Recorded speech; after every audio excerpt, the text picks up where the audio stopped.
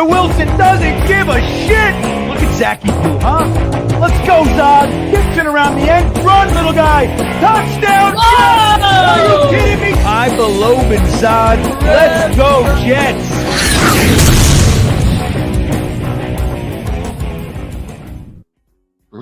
All right, everybody. Well, here we are. Did you see that, Jeremy? The music was all stuck. I couldn't get one off and one on and one to do the thing, and the other guy was taller than the little guy was yelling. I couldn't figure it all out, but we're here. Fairly noticeable. Because you weren't paying attention. I know that. No, I was so focused on you saying. I was so focused on you saying, "Run, little guy." Run, little guy. Come on, you idiot. Yeah, that kind of stuff.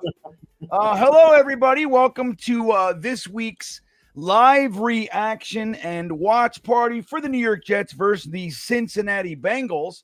The date is October 26, 2025. We are in the middle of arguably the worst Jet season of all time, which is so crazy because we have some of the worst seasons of all time, and somehow we are beating that.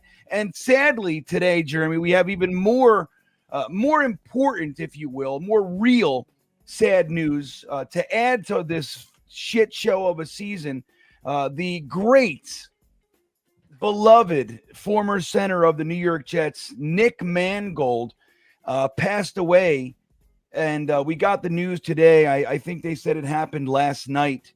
But boy, oh boy, this is a heavy one. Nick Mangold, as you guys know, one of our truly great players, first-round draft pick by the Eric Mangini Tannenbaum regime. Nick Mangold and DeBrickashaw Ferguson were our first round that year. Mangini came in and just said, we're fixing this offensive line. And both of those guys stayed with us. They were just mainstays. They were the core, the bedrock, the foundation of many Jets teams for over a decade. And not only that, Nick Mangold was fucking awesome, dude. Like he remained in the public eye, if you will, as a Jets guy. You know, he's announced draft picks. He stops by tailgates.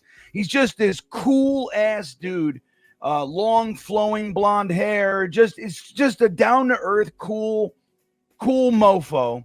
And he announced a couple weeks ago that, you know, he has this disease and that he needed a kidney transplant, type O negative blood. And there was a lot of Jets fans, man, some of our own, Crossfire out front, among others, that put their name on the list to go ahead and donate a kidney to Nick Mangold. That stuff, I guess it just doesn't happen overnight, Jeremy. I don't, you know what I mean? It's like one of those things where you can't say, oh, we got a kidney, good, do it. It's not like that.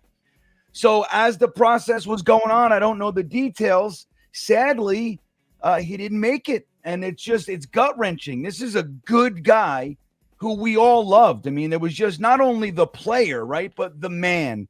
And it's just a sad, sad day to go into this game. The 0-7 Jets, you know, just fucking sucking the soul out of everybody as far as sports goes. And this is when it becomes real.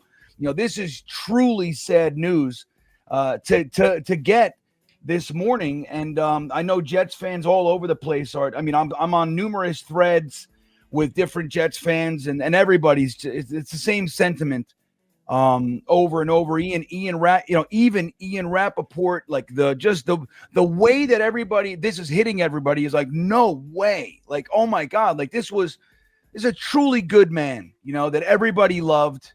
And it's fucking sad. It's sad to start this day that way, Jeremy. You know, I don't know what you can say, but I'll give you an opportunity. Rest in peace to a truly great, Jets legend and man, Nick Mangold, as E-Boogie checks in. What are your thoughts, Jeremy? Yeah, I mean, my stomach sank when I saw it, you know. I mean, there were two really overall great runs, with three great runs for this team, you know, throughout the 40-plus years for me. And, you know, the last one was so special, and he was the symbol of it. He was the leader of it. You know, it's very rare that it's the center you think about. But when you think about those teams, you know, from 2009, 10, 11, and you think about him, he was the guy. I remember on like Monday Night Graphic, they would show him. He was that leader. He was the warrior. He was the guy he was the mentality of the team. And it's so crazy because everything we're missing right now in that clubhouse, everything this football team is missing was him. Everything that he brought is what we're missing, this organization. And it sucks. It really sucks. And part of me, I don't know the circumstances of it. Obviously, I wish he would have put out that plea for a kidney a year ago, or who knows? It just seems, it seems like, I don't know why he would wait. I mean, with no judgment, but let's, like you said, you think like, oh man, if he would have put this out earlier, because I think there were options, and it's just sad to know that, Yeah, it sucks. Sucks. And we talk about, I remember you talking about how lucky, when you talk about the quarterback position, Green Bay was, that they went from Brett Favre to Aaron Rodgers. Well, that was us for center. We went for a long time. From Evan Mawai to Nick Mangold. He was part of that. Like, that was the one great thing that we had. Like, we had 15 years of just rock solid, just freaking men at playing center on our offensive line. And man, he just was the representation of winning for those teams. Yeah, it really was. He was the face of it, man. I can still remember, in the Hard Knocks that year with Rex and all that stuff, the first time we were on Hard Knocks, Nick Mangold, he signed his extension on the show. Remember the Revis thing got a lot. Remember, we had the core four. It was the Brickishaw, Ferguson, Nick Mangold, David Harris, and Darrelle Revis. That was like our core four. And Nick Mangold signed his extension on the show. Like, so it was one of the episodes. And one of the jokes he made, somebody said, "Oh, you want to donate any of that?" I think Tannenbaum or somebody made a joke, and he said, he goes, "If your name's U.S. government, then I can, then we'll do that." Something like that. He made a joke, and it just, again, he was such a real guy. I always remember that. It's funny because it comes up in my head a lot. I don't know why that line surfaces, but again, man, Nick Mangold. Sadly, I see just so many comments in the chat. I can't put them all up, man, but I see you guys, Phil Adams and Curly Norman and everybody. I see you guys, and look, the only thing is, like, we're inclined to say, win it for Nick, right? We're inclined to do that. I am too. I almost, when I went back and revamped the thumbnail for today's stream, I was inclined to do that. I almost put that, but I don't know. I don't want to tie that to him because I don't know. I don't think the Jets are winning today. Even though it is the kind of game that we win, Jeremy, you know what I mean? Like, when you kind of settle into, okay, good. It'll be better if we lose. There's no Garrett Wilson. There's no this guy. There's no that guy. No Sauce and all these guys. And it's the game that we pull out. You know what I mean? Like, when you don't, it's just, it's typical Jet shit. That all said, I don't want to connect Nick Mangold, the greatness of Nick Mangold, to this shitty fucking year and anything to do with it. It just happened to be. So anyway, that's my 2 cents on it. I see Donkers, Sloot, and everybody. I see all you guys, man. There's just so much love coming out, from you guys, and Ricky's in here, and he, look, we're all taken aback. It's just there's no, what are the words that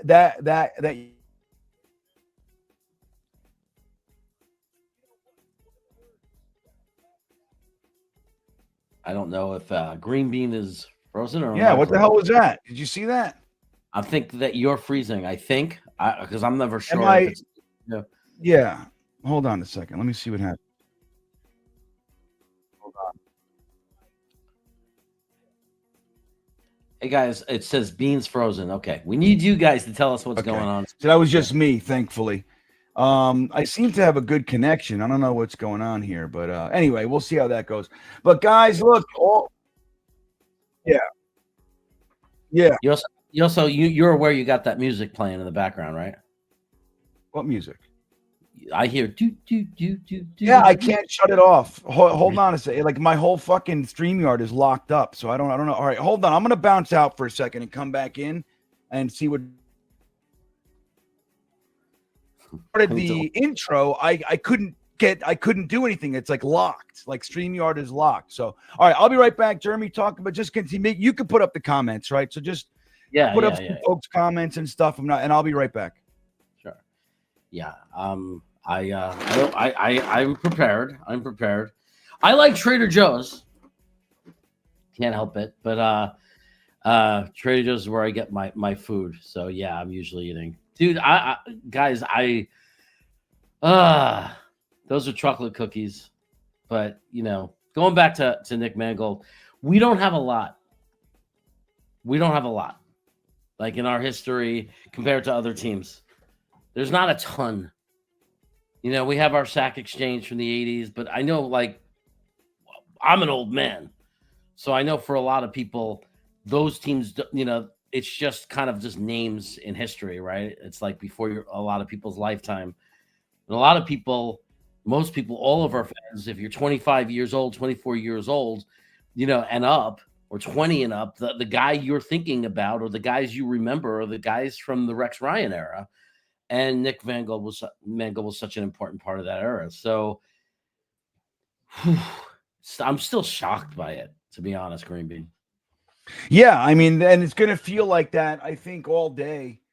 I don't what the fuck is this thing? It's going to feel like that all day.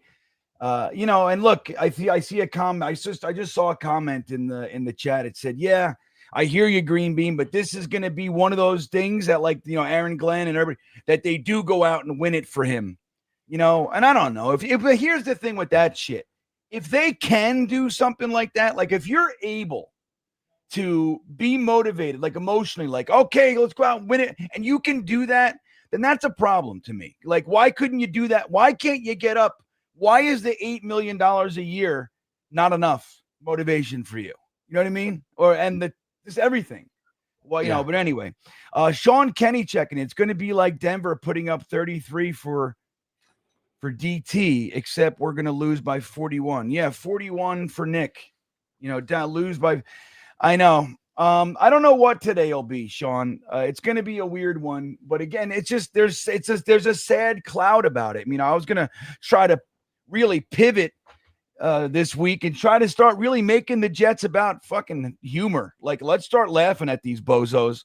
But that's going to be tough today. Because I'll tell you what, you can't do anything else. I mean, if we're going to continually allow this team to get us really angry, I don't know what to, like. This is game 1 of 10 more games. We have 11 more weeks of this bull. Like, I can't allow them for 11 weeks. That's 3 months, Jeremy. You know what I mean? Really, right? Well, like 4, 8. Yeah, it's almost 3 months. I can't allow them to make me furious for 3 more months, knowing that it's going to be that. So we got to pivot to something. So I want to, like, laugh at these assholes. Right. But especially Woody, like, what is Woody's deal, man? This guy needs to, I don't know what and then to say things like about the fans, like, oh, real Jets fans, this, what do you know about any, dude? We got to stop paying these fucking, like, the only thing he looks at the Jets fans like he's not even concerned, dude, because we continually buy shit. They raise the parking price, they raise the ticket price, and we keep paying it. And he's just like, he's not concerned. The only way he's going to be concerned is if all of a sudden there's no money coming in. And the problem with that is the stadium still sells out because all the other teams' fans come. You know what I mean? So it's like, to him, oh, we sold out the last 70 games, man. My fans are the best. Yeah, dude, it's been fucking 2/3 the other team. Because but he doesn't know that. He doesn't see that. He doesn't realize that we play in a place where people from other cities could say, let's go to see our team beat the Jets, and we're near New York City, and we could go see the Statue of Liberty. And that's right. You can go get fucking Cat's Deli and fucking, go to see you can go see the Lion King. You can make you can make a whole trip out of it. I guarantee you, when you see those families wearing the other colors, that's what they're doing. They're not coming. Oh, no doubt. and they're doing a family vacation in New York. That's what they're doing. Right. I know people out here that do that say, "Oh, I'm going to the Giants game or the Steelers game in Pittsburgh." They're fans here. I brought his family. He didn't go for the 2 days. He went for 6 days. That's right. They have a whole trip planned. The best. And what's better than going to another team's stadium and seeing a win? It's the worst to travel and then see a loss. If you're going to pick one, this is the one to come to, man. And that's why they do it. But for Woody's purse, it's full no matter how you slice it. Our buddy Big Green checking in. We will win for 74 today. Take it to the bank. Look, I'll root for it. We're not out of it yet. Right, Jeremy? We're not out of the playoffs. We're not out of the hunt. I really hate to have to rely on this team to win it for him. It doesn't, you know what I mean? But yeah, it's the worst team. It's like, dude, I don't know what their deal is. But they're the worst. And Aaron Glenn, Jeremy, like the whole shtick, the whole thing, it really is tired. Like that press conference this week with the whole, I don't want to tell you because I don't want to tell you. Like, dude, at some point you gotta, like, he's just stuck. Like, you get stuck in your, in your stubbornness. Like, you just, there's nowhere to move for him. What's he gonna do? Acquiesce? Like, he's stuck in that now. He created this. This is what he's got to do. But it's like to come out and go, that's exactly why I'm not telling you. I'm not telling you because I don't want to tell you. Competitive advantage. And it's just like, I don't know, man. At some point, you just say, look, guys, I don't fucking know. Just shut the fuck. Like, everybody needs to shut up. And this thing, like, look, I'm supportive. I don't like giving guys one and dones and all that. But I'm at the point, man, this shtick, this candle might have burned too quick, too hot, too fast. You know what I mean? I don't know. I've never seen someone set themselves up for more ridicule and abuse than this. It's crazy. It's like, it's really something. Why should I give out a competitive advantage? You're 0-7. Like, this is there is no and nobody cares. Tyrod Taylor versus Justin Fields, like there is no such thing, dude. You have no Garrett Wilson. It's like, dude, and Braylon Allen's not there. It's just the whole thing. Hennessy checking in. Rest in peace, Nick. He was only 2 years older than me. If the Jets win any game this year, it's this one. A true Jet for life, Nick. He was one of us. Well said, Hennessy. And that's the thing. He was 41, right? 41 years old. It's just, I don't know, man. There's no sugar for it. I like what you're saying here, Hennessy. And it reminds you, dude, like whatever it is with life, like, dude, take care to really focus on what's important in life. Again, like, look, we'll watch the game. We're fans. This is part of what we do. And we get upset and we root and all this stuff. But once the game's off, man, you make sure that when you walk in the next room with your kids, with your girlfriend, your wife, your husband, your fucking best buddy, make sure that you're not carrying it in there because it's not worth it, man. You never know what's going to happen when you turn around the corner. Thanks, Hennessy, with his Stream Beaner super chat. Danger Zone checking in. Somber day. Gods are coming for our memories now. I'm telling you, like Jeremy was saying, we don't have much around here. And it would have been real nice to fucking, to not have to see a truly great Jet and great man and fucking just great guy to lose him like this. It would have been, like you said, the fucking football gods are brutal. The Jets thing it never stops. Mike D's nuts, sad day and puts life in perspective. Exactly, Mike. And that's what I'm talking about here. It's like it really puts it in perspective. Make sure that you take this and make it just to recalibration of your priorities in life. Look, we're all here. We're all past. It's fine. But again, if you're on Twitter at 1:30 this morning, still arguing with some fucking faceless person about, Fields versus, Brady Cook. Like, all right, you know what I mean? We got to pull it back and remember, life is more important. There are things. Thanks, Mike. You're a good guy. Joe the Jet G, this season has been the worst I've ever endured. First, Sanchez gets stabbed and arrested with how bad the season has been. Now, Nick Mangold. That's really interesting because they were teammates, right? And you put that together. I mean, what is it? Like, nobody deals with this shit like we deal with it, Jeremy. It's true. Yeah. And not to equate Nick Mangold, it's a whole different thing. But again, for the experience of being a Jets fan, to fold it into that, this has been a fucking crazy. The last 3 years, like, remember how nuts and excited everybody was? We traded for Aaron Rodgers. From that moment to this, holy shit. I mean, it's just the Sanchez thing, the owner talking about his quarterback, and then there's an injury, and that quarterback now has to play. It's just, and now Nick Mangold. Yeah. It's just every year, the years, it's not just the losing. It's all the nonsense that's been attached to it. It's nonsense. Like, never stops. Yeah. Nonsense is the right word to use. 336 on YouTube, another 200 or so on X. I want to say hello to you guys. Welcome to the stream. If you'd be so kind, if you're on X, go ahead, give me a follow, give me a like, all the stuff that we do there. And if you're on YouTube, squoze those fucking milk thumbs, man. Let's do it. How many milk thumbs we got squozing so far? We got 336. And let's see how many of you guys hit that like button so far. Let's see, 93. We got 200 plus, 240 something left. Go ahead and hit the milk thumbs for, to like, remember Nick Mangold, man. Let's at least love on each other, right? Love on each other. That's one thing you could do for our end. If you haven't subscribed to the channel, please do. And let's do this, Jeremy. I'm going to show you guys. I'm going to show you guys the thing here. Let's see here. We'll talk about it. I want you guys to see. I did win my fantasy league last week, Jeremy. Remember, I was showing you with our. Well, when you get the expert advice from me, it's going to be hard to lose. Well, you're right. Bringing you in, it's very important. Remember, I caught the mistake. I caught that the guy didn't move into the starting position, and then you were able to fix it. And I think that player that I helped you with ended up scoring like 15, 20 points. So. StreamYard is really, I don't know what StreamYard's deal is, man. Like it's not now, it won't look. You saw me. I had it all set up, right? I had it all set up. But anywho, we'll talk about that. The game is starting. Maybe Woody Johnson bought StreamYard. That's what's going on. Yeah, maybe. So, all right. Well, we'll forego that part of it. I did set up my fantasy team, but I'll tell you guys, the ad in and of itself, as the Jets kick the ball off, so Cincinnati will have the ball first. And I'll remind you guys, if you think you know football, there is no reason that you shouldn't turn game day into payday, everybody. And the way to do that is by downloading the Sleeper app.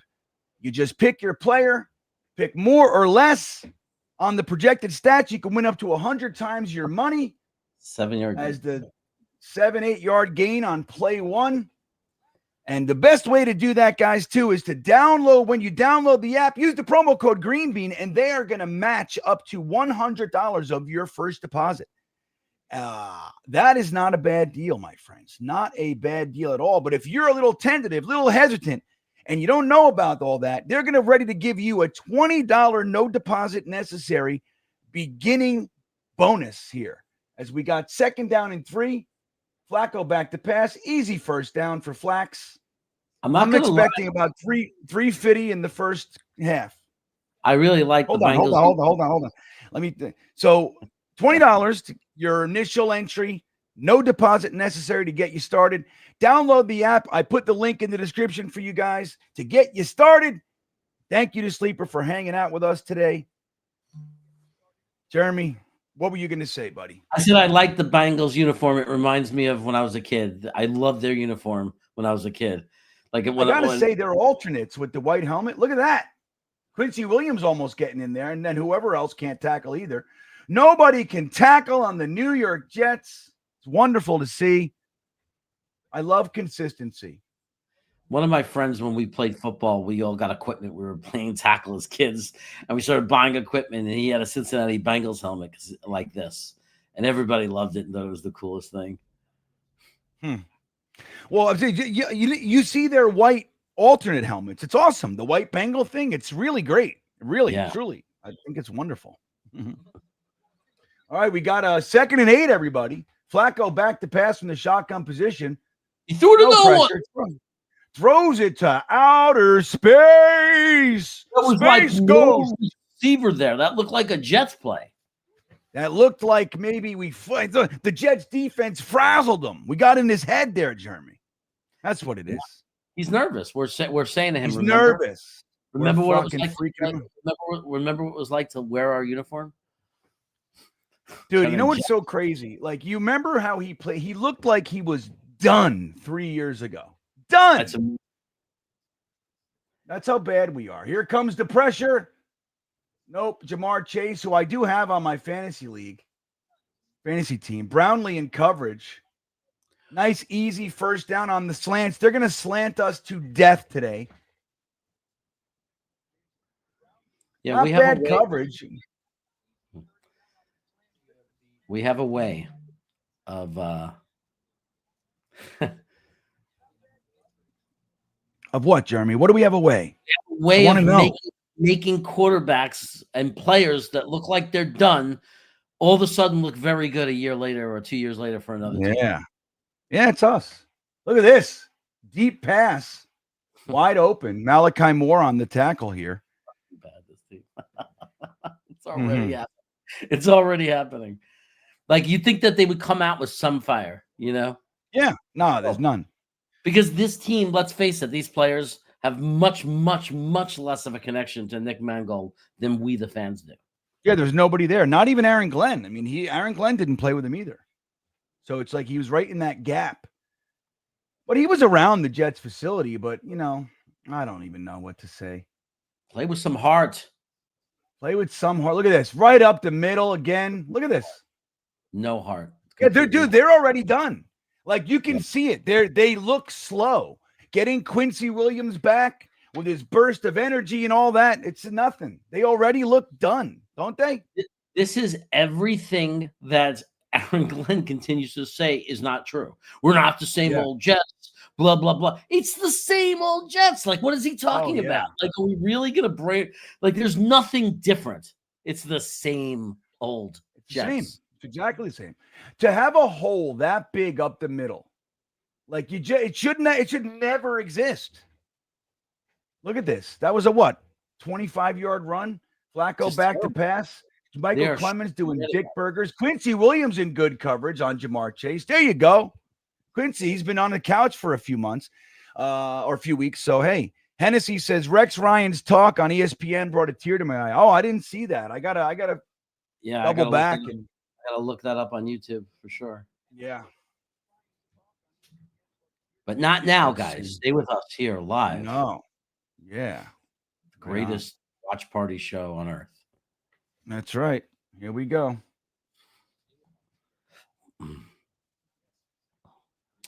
Here we go. 2nd and 10. Nice. Looks like Jermaine Johnson. Score up there. Man. Now that they're about to score, it's important that we have the score up there for you guys. Here we go. 0-0. 10:44 in the first quarter remaining, everybody. Yeah. This is the good stuff. I see Clemens frustratingly walking on the sideline. Clemens is so bad. It's like, it's unbelievable how bad. Yeah, he's really strong and big. He just doesn't know how to play football.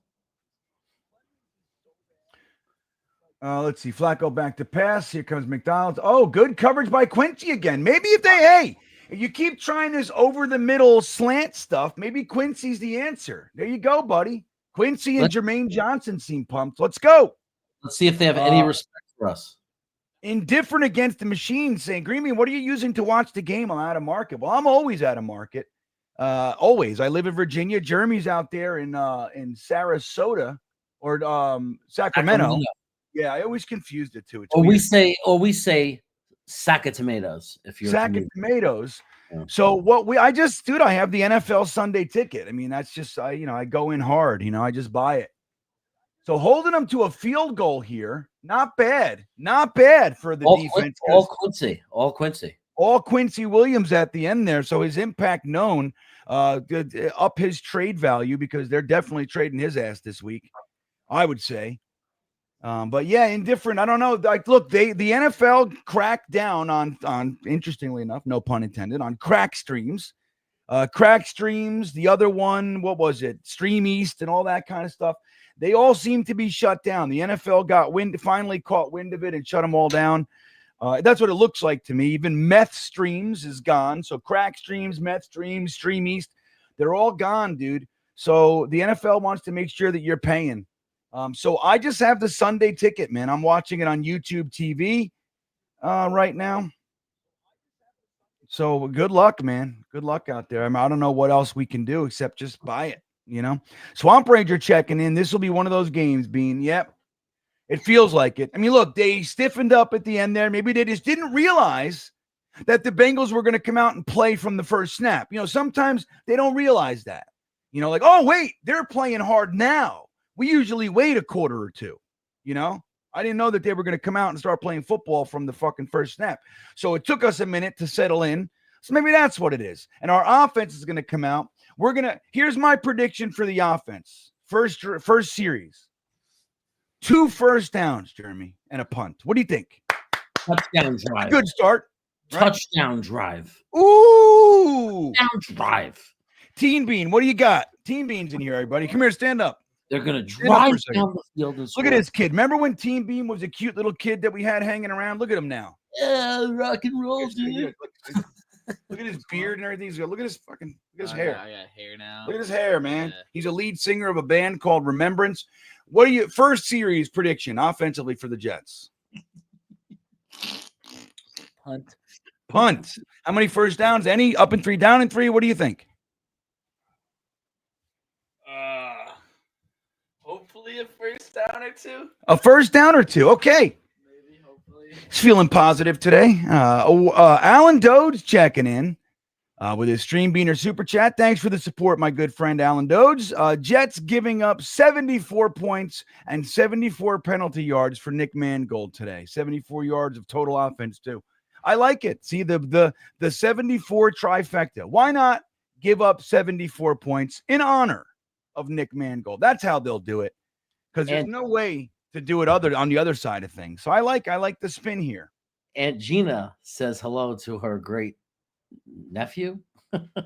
Is it great? Is he a great nephew? Yeah, I guess because I'm your nephew. Yeah, I guess so. Great nephew. Look at you. You're all great grandma kind of shit. Isn't that weird, Gina? That's crazy, Gina. I don't like it. Let's see. Aaron Daniels checking in. I guess Sherwood is benched. He was on kick return team, but not the first drive. Interesting. I don't know what it is. Look at this guy. He's running. He pops through. Guy. Oh, that guy. He squeezed out. Another 4 yards after the pop. Number 16.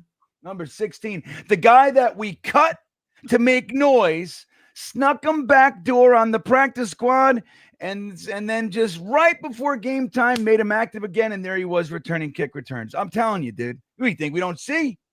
There's not another fucking guy in the world, you know? You can't find anybody to return. It's not like every team has a practice squad with some special teams guys. Yeah, there's nobody around. No. All right, here we go, guys. 10:08 in the first. Justin Fields settling the offense down. Breeze to his left. Here we go. Alan Lazard, the great Lazard in motion, pitches it to Breeze. Lazard's out there blocking. Lazard's guy makes the tackle. Look at that. Oh, no flag for that? That's a little punch there. No. Yeah, should have been a flag. We're rooting for flags. Look at the inactive list. Flags. Help us out. Look at Tyrod Taylor. Looks a lot like Denzel Mims. It just startled me a little bit. Yeah. Looks like he's puckering up for a kiss. Mm-hmm. Josh Reynolds, what are you so happy about? Yeah. I found the one sucker coach who thought I was good. That's right. Gave me millions of dollars to come hang out here. Because I made All right, so 2nd and 9, positive yardage on the first play. Look at this. Justin Fields running around the side. He's running again. Good. That's all he can do. Run him all day. I guess the agent went to him and said, look, if we're going to have any value whatsoever after this contract, we're going to have to give up the dream of being a pocket quarterback, and you're going to have to go back to being what you are. Otherwise, Agreed. You're really not going to be in the league in 2 years. Agreed. Look at this. Ashton Davis can't get it. This team is so a joke. Up in 3, down in 3 it is. Unless we're going for it on 4th. Fuck it. Aaron Glenn, he's weird. He might do it. No, I say Ashton Davis again. Jesus. Isaiah Davis. I do that every week. This is such a joke. Pull a Campbell. Pull a Dan Campbell. The problem is if he goes. Look at this guy with his middle fingers. The problem is if they go for it, they don't have a play. No, they're going for it. Yeah, just do it. Justin Fields up the middle. Yeah, What do you? Dude, just literally. QB sneak it. He's already leaning. Oh, they're trying to draw him off. Yeah, we're actually gonna punt it. No, look at this. Holy shit! Steak, dude. Oh my God. Go up the You're not gonna middle. get- Justin Fields changed the play at the line. Look at Get that. back 5 yards. It's the worst team. They're the worst. Dude, look, you got to get, dude, that was less than a yard. He could fall forward and get it. They turned it into a pitch play. It looked like Justin Fields changed the play at the line. It is exactly the same that we've been watching for 15 Yeah, years. Exactly crazy. the same. Yeah, I don't know, man. I think that Ridiculous. I think that it's probably he's not going to do it, but I think like I'm at that point, like the whole stink of this whole season, like it's just we've got to get rid of everybody. It's just these guys can't come back. Well, this is the worst. It's just the same thing no matter what we do. It's like you don't go backwards. Why would you? You're 6 inches away, whatever it is. Yeah, right. You're about 2 feet away. Why would you throw pitch the it ball backwards? right 4 yards backwards? Why?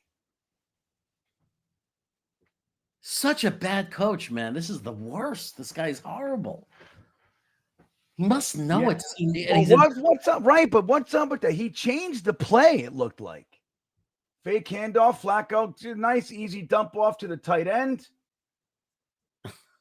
So bad. So look at that. Like just so quick. Here's 12. Here's a 50 first yards. Like, look, hold my beer.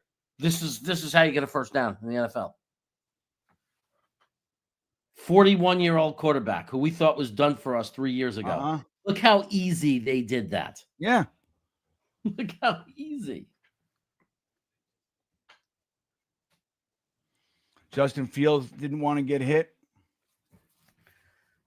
It also, he's not his own coach. Like that's a Campbell thing, right? Like he's just trying to be a copy of the coaches he worked for. He's not his own coach. Well, you know what I don't like too? I mean, he's thinking about it like it's a positive. Like, hey, look, I got access to these great coaches. The fact that you're telling us, like, hey, I'm talking to Bill Parcells, and dude, that is a fucking huge negative for me. You know what I mean? Like, our head coach has to call head coaches and get advice. That's just like terrible. Terrible. Like, it really is bad. It's bad, man. Yeah. All right, we got a 2nd and 4. The defense put in a great position here. Look at that, right up the middle. They're hungry, though. Quincy Williams running around, sprightly. He's the only one playing. Mm-hmm. That's how it feels.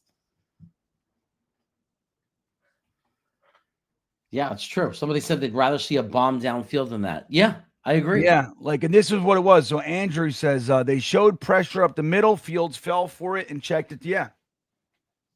It's like, I don't know, man. Like, we're just not a smart team. Like, I don't know, dude. You got to get somebody in here that's been there, done it. Like, you're just this rookie fucking first time bullshit. We have 3 top 50 picks, 2 first-round picks, top 12 picks. Look at this. Boom. Oh, my God. Leaves 2 Jets in the wake, laying on their faces. Look at all the resource we put into the offensive line, yet we couldn't trust them to do a quarterback sneak for 6 inches. Who were the 2 guys that converged on the missed tackle there? 29. Maybe Thomas. Wasn't. 1st and goal. What do you predict right now? Oh, touchdown. Hello. It's like How you going? Look, they're going to show us how to get a foot. Joe Flacco.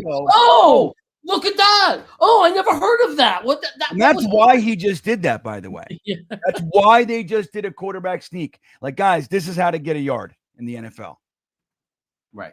That just showed why Aaron Glenn, as much as we said it can't happen, we don't even want it to happen. We wouldn't agree for it to happen. You give a coach 2 years. This is why I'm okay with one and done for him. Yeah, I really am. He's a terrible head coach. Like, and I don't know how there could be anyone left defending him at this point. Well, it's all like the only way to defend him.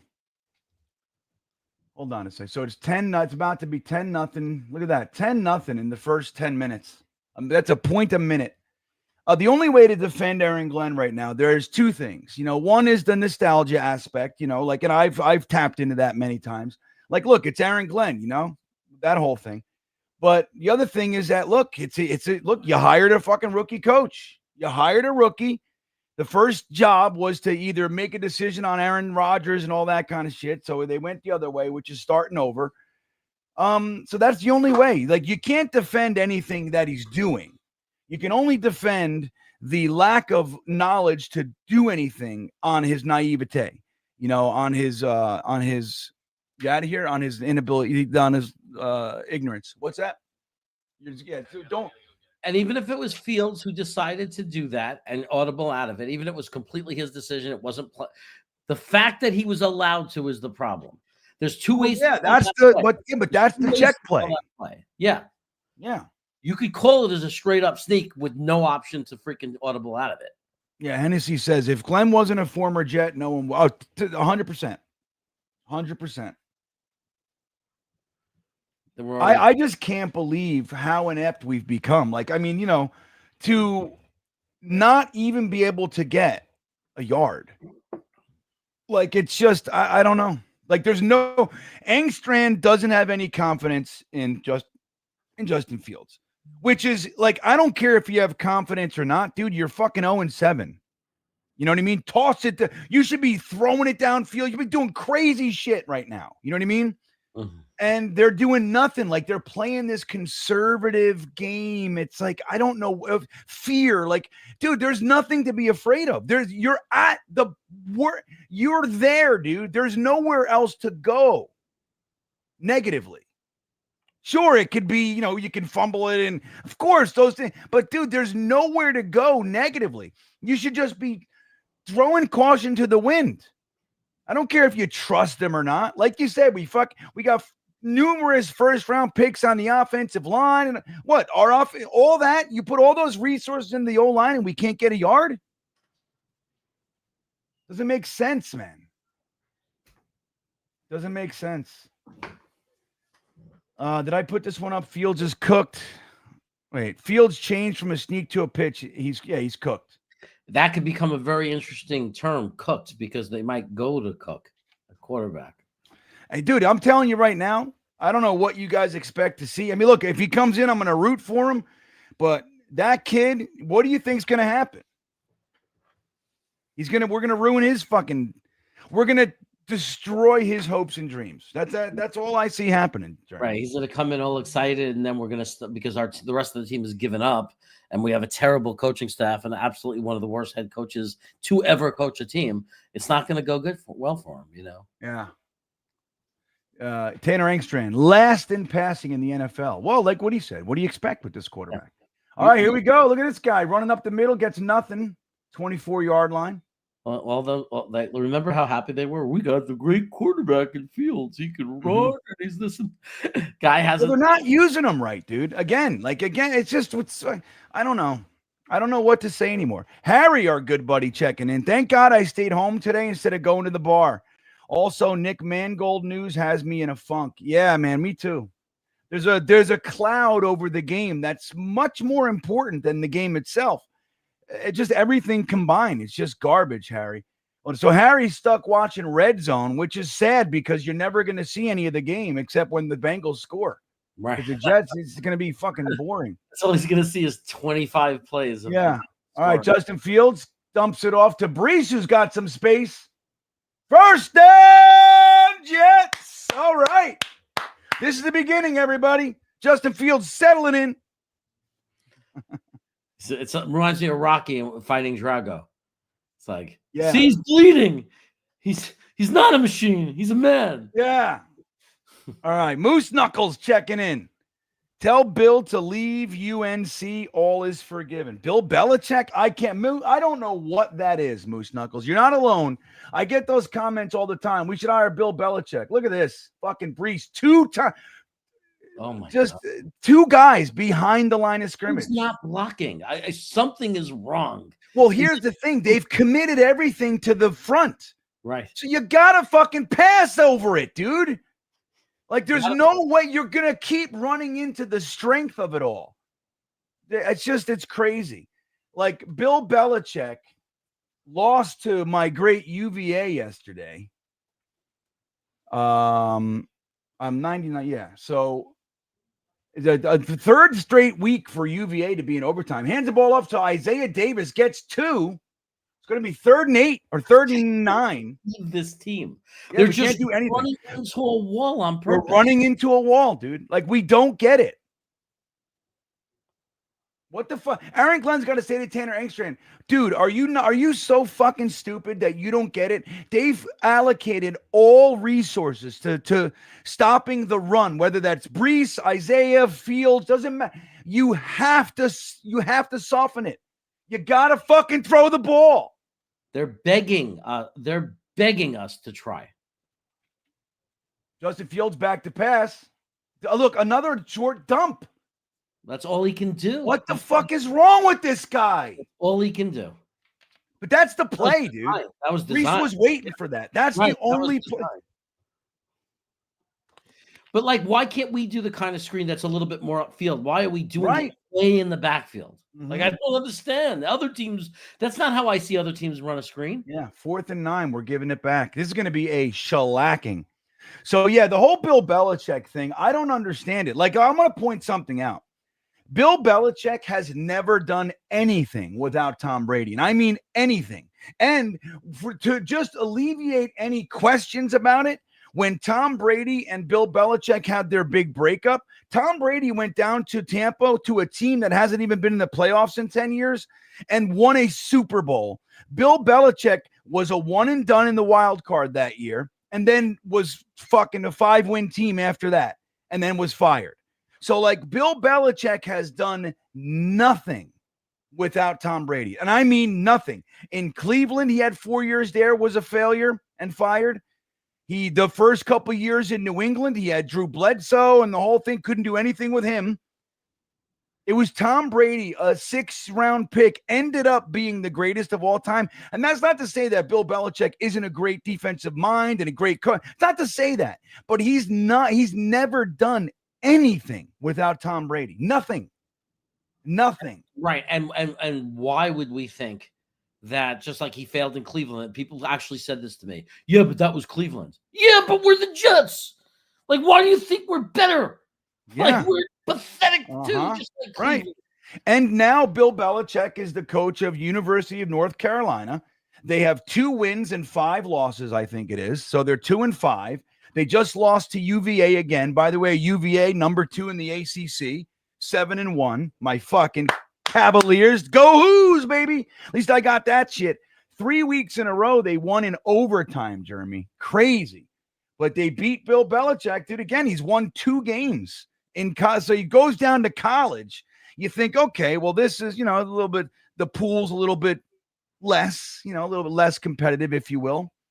And he can't win there either. And he's not gonna. He's gonna coach there for 2 or 3 years, and he'll be gone.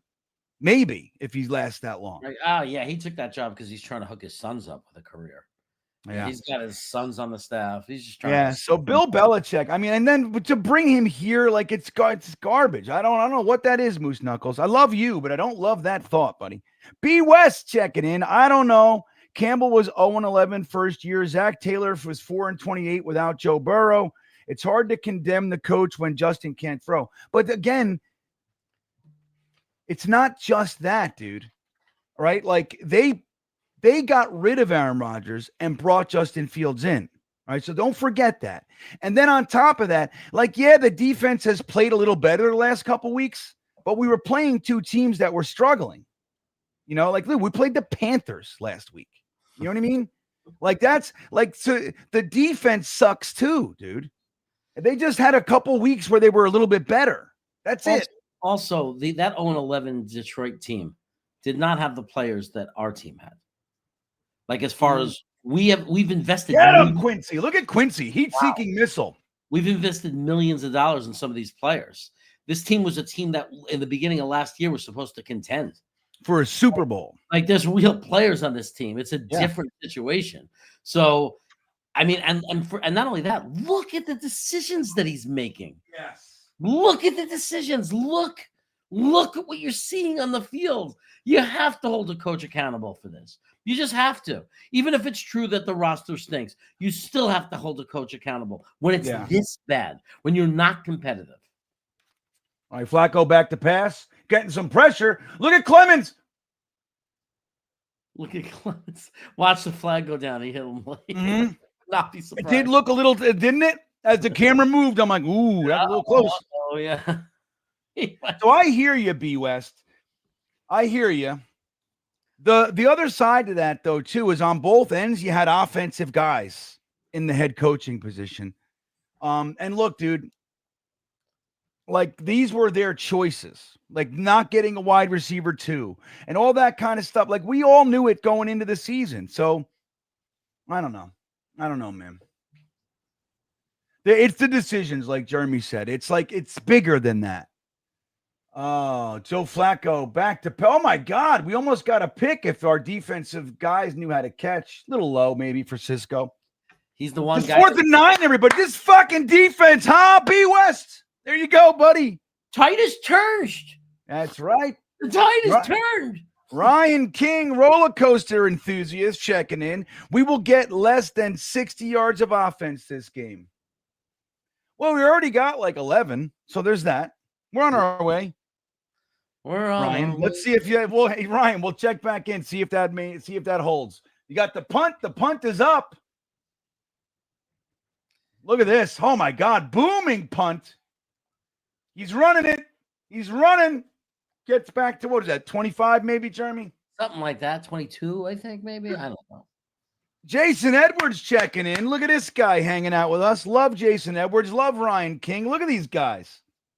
These are some of the greats. B West. These are the good guys, man. Oh wait, Fletch. I skipped Fletch. I'll come right back to you, Fletch. I'm sorry about that, buddy. I'm just not sure how to feel at this point. Nick Mangold, horrible news, and this cluster F of a team. I'm done already. Jason, this is what I'm saying. Jason. Look, we're Jets fans. Jason. We're going to be here. We're going to watch the games. And that's fine. We can complain during the game. We can bitch, moan, whine, squeal, laugh, whatever it is that we want to do. It's when we take it into our life. I think that's the great decider, right? Like, look, you can be unhappy for a few hours, but when we take it after this and then ruin our week, that's where I think that's where the change has to come in. But I'm with you, man. You add the Nick Mangold stuff, which is, again, it's like when Greg Knapp passed away. Like, you want to complain about the team and all, and that's fine. But then it becomes real. Like, Nick Mangold passing away is tragic, dude.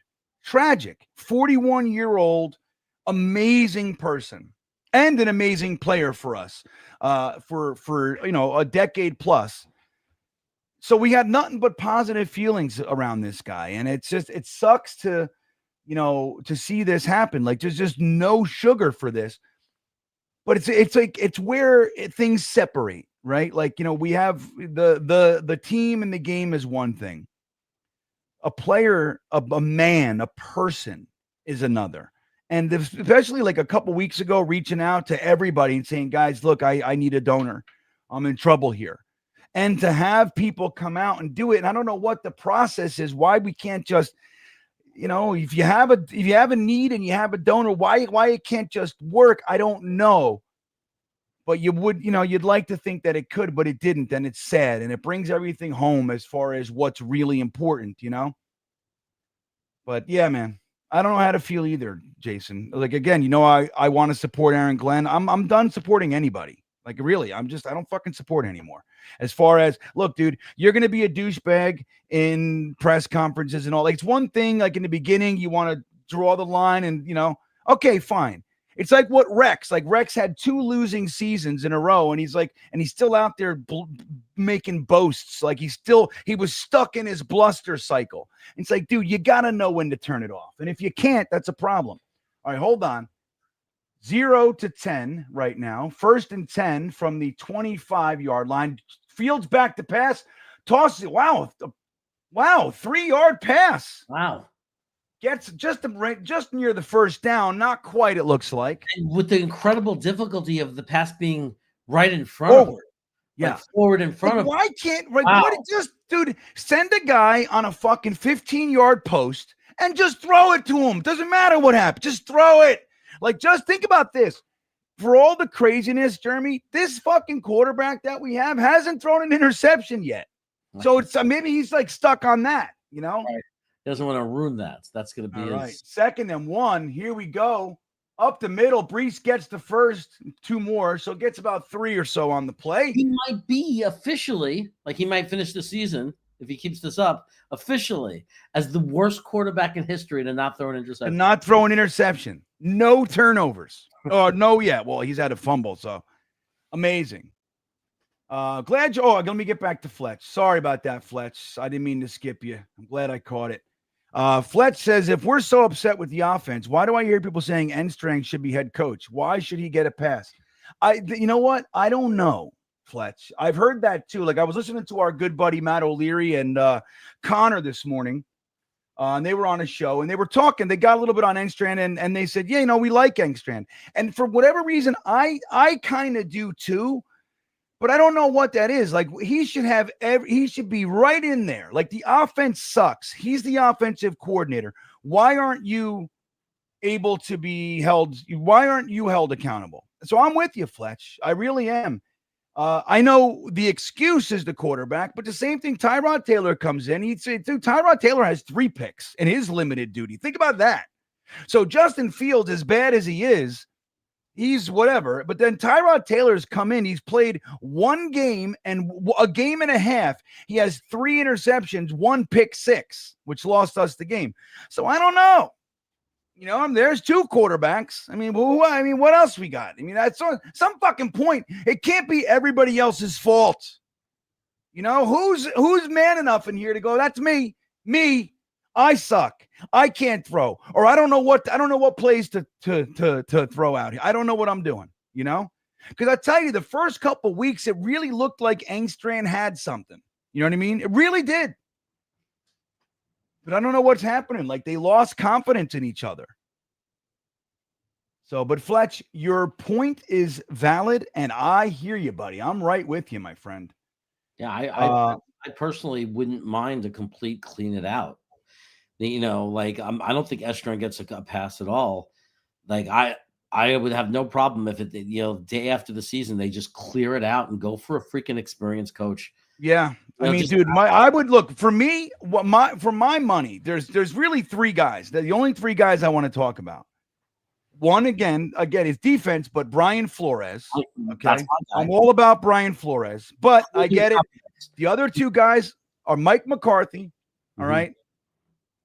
He had 1 bad year in Dallas, and he was 12-4. They didn't all the time. His whole career. He's a fucking winning coach. He knows how to win in this NFL. The other guy is Cliff Kingsbury. I don't love Cliff Kingsbury, but he's been a head coach in college for University of Texas. Great.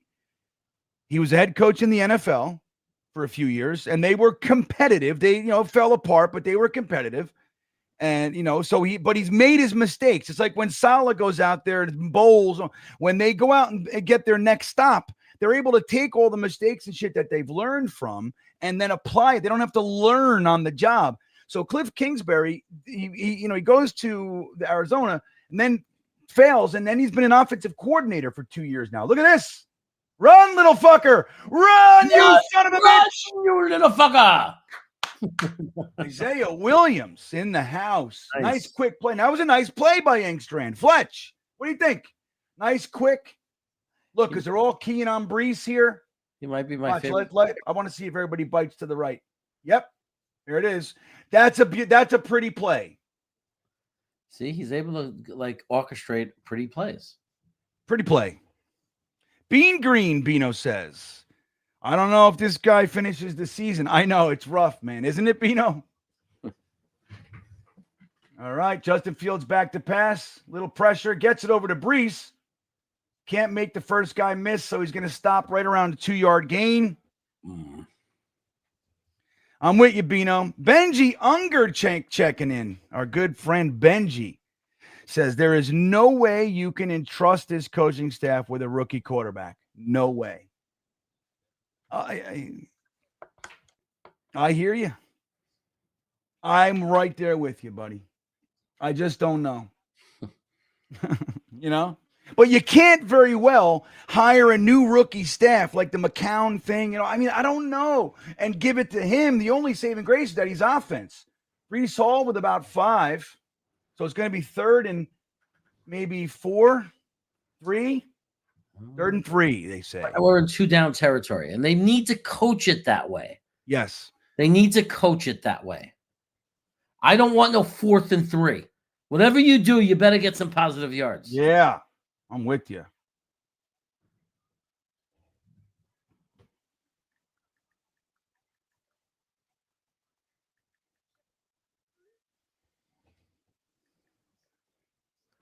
I am born today. The sun burns. All right. Isaiah Davis, look at this. So much space. Like, why can't you fucking just get to the damn first down marker, man? Just no vision of the field. It's like, what is it? What is it, Jeremy? He had so much space and he runs like right into his own guy. What the like even him, who I like. It's 4th and 1. This is Aaron Glenn's favorite down. Favorite situation. Now he's gonna kick the field goal. Fucking coach. He cracks me up. Oh, he really does. Like now you go for it on 4th and 5. You got 4th and less than a fucking yard, and you're going for a 46-yard field goal. I mean, that's the thing. He's playing from behind all the time, Jeremy. Like in his thoughts. Like right now, he's playing in response to last week. Just like in last week, he played in response to the week before. And the week before that, he was playing like ending the half in response to the last game's halftime, like what he should have did there. But the situations aren't identical, dude. You can't just do the opposite now because we critiqued you or criticized really on the other thing. Like he's stuck. It screams of incompetence. Yeah. All right. Well, listen, let's do this. The Jets just scored. So it's 10-3. This is a ball game, everybody. We got ourselves a ball game. That's what we're seeing. The Jets putting up points, and that's what it is. Mr. Bucks Nation checking in, our friend from down south. Hey, guys, rough game so far. Keep up the fight. Don't fucking tell us what to do, you piece of shit, with Baker Mayfield, you spoiled brat. There's no fight here. Yeah, get out of here with that fucking. We don't need your positive shit. I'm just kidding. Kinda. Thanks for the love and support. You're a good guy, Mr. Bucks Nation. All jokes aside, you're one of the good ones. But yeah, man. I don't need your patronage. You know what I mean? Right, Jeremy? No, no, we need his patronage. No. We need it's like my whole family, like everything. Like I say it all the time, Mr. Bucks Nation. Like I get 2 things. One, I get the people who make fun of me, which is like the ridicule, which sucks. But then it might even be worse. I get the people that go, "Hey man, rough game. I thought you guys looked good." And I'm like, dude, shut your fucking mouth. Right? Like I don't need it. Right, Jeremy? You with me? Like people go, dude, I don't know. Justin Fields, that first half, he looked good. I'm like, yeah, did he? Oh, there goes the camera. I don't know what's going on with this thing. Like my the way it stays up is not where everything sucks. I gotta fix everything around here. Anyway, Mr. Bucks Nation, I'm just playing with you, and I do appreciate you. You're sending kindness. So I'm just a grumpy old man. News at 11. Grumpy old man yells at cloud. That's what you're witnessing right now. Glad you're here, buddy. Danger Zone checking in. Says, can Jeremy prescribe downers? Asking for a friend. Oh, because Jeremy's now a licensed. Are you licensed, Jeremy? I have a license? Associate license. So until I get 3,000 hours in an exam. Are you registered? Like, do you have the registration number that you signed? I'm registered with the California Behavioral Board of Science. Yes. So, but let me say this though. At the end, to answer your question, at the end of all that though, he still won't be able to prescribe though. I'm allowed to diagnose. I cannot prescribe. Diagnose, right? But I do have breathing exercises and all kinds of different tools for to try before you turn to downers. There you go. He's got methods, Method. Danger Zone.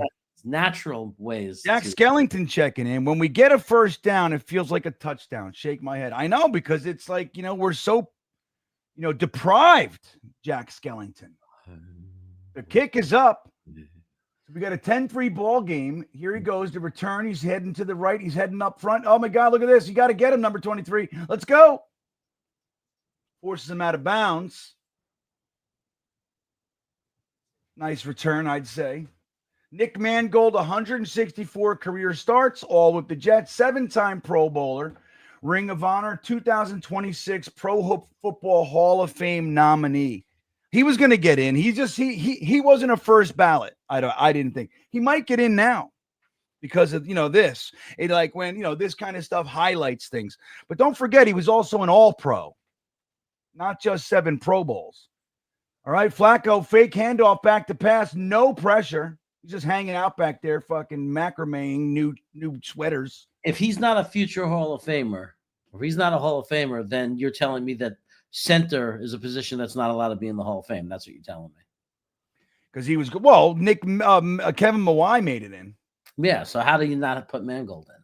Yeah. No, I agree. I think he's a Hall of Famer. That's what I think. It's the best I've ever seen play center. But yeah, like you said, going from Mawai to Mangold, I mean, we had some really exceptional years at the center position. All right, Jamar Chase, quick pass here. All right, gets 7, just like that. 7.25. Mawai was fun, just like Mangold was fun. Remember Mawai, man? The way he bust those holes open for Curtis Martin? Dude, Mawai was a certifiable badass. Yeah. But the move made sense, even though Mawai had like 5 more years in him, which we didn't think. Right. He went to the Titans and played 4 or 5 more years. Yeah. Flacco, fake pitch to the left, rolls it out, going deep. Oh, boy. That's not going to be an issue. Oh, my God. T. Higgins on who was covering him there? Oh, me. That was A.Z. Thomas, I think. Welcome to the NFL, kid. Holy shit.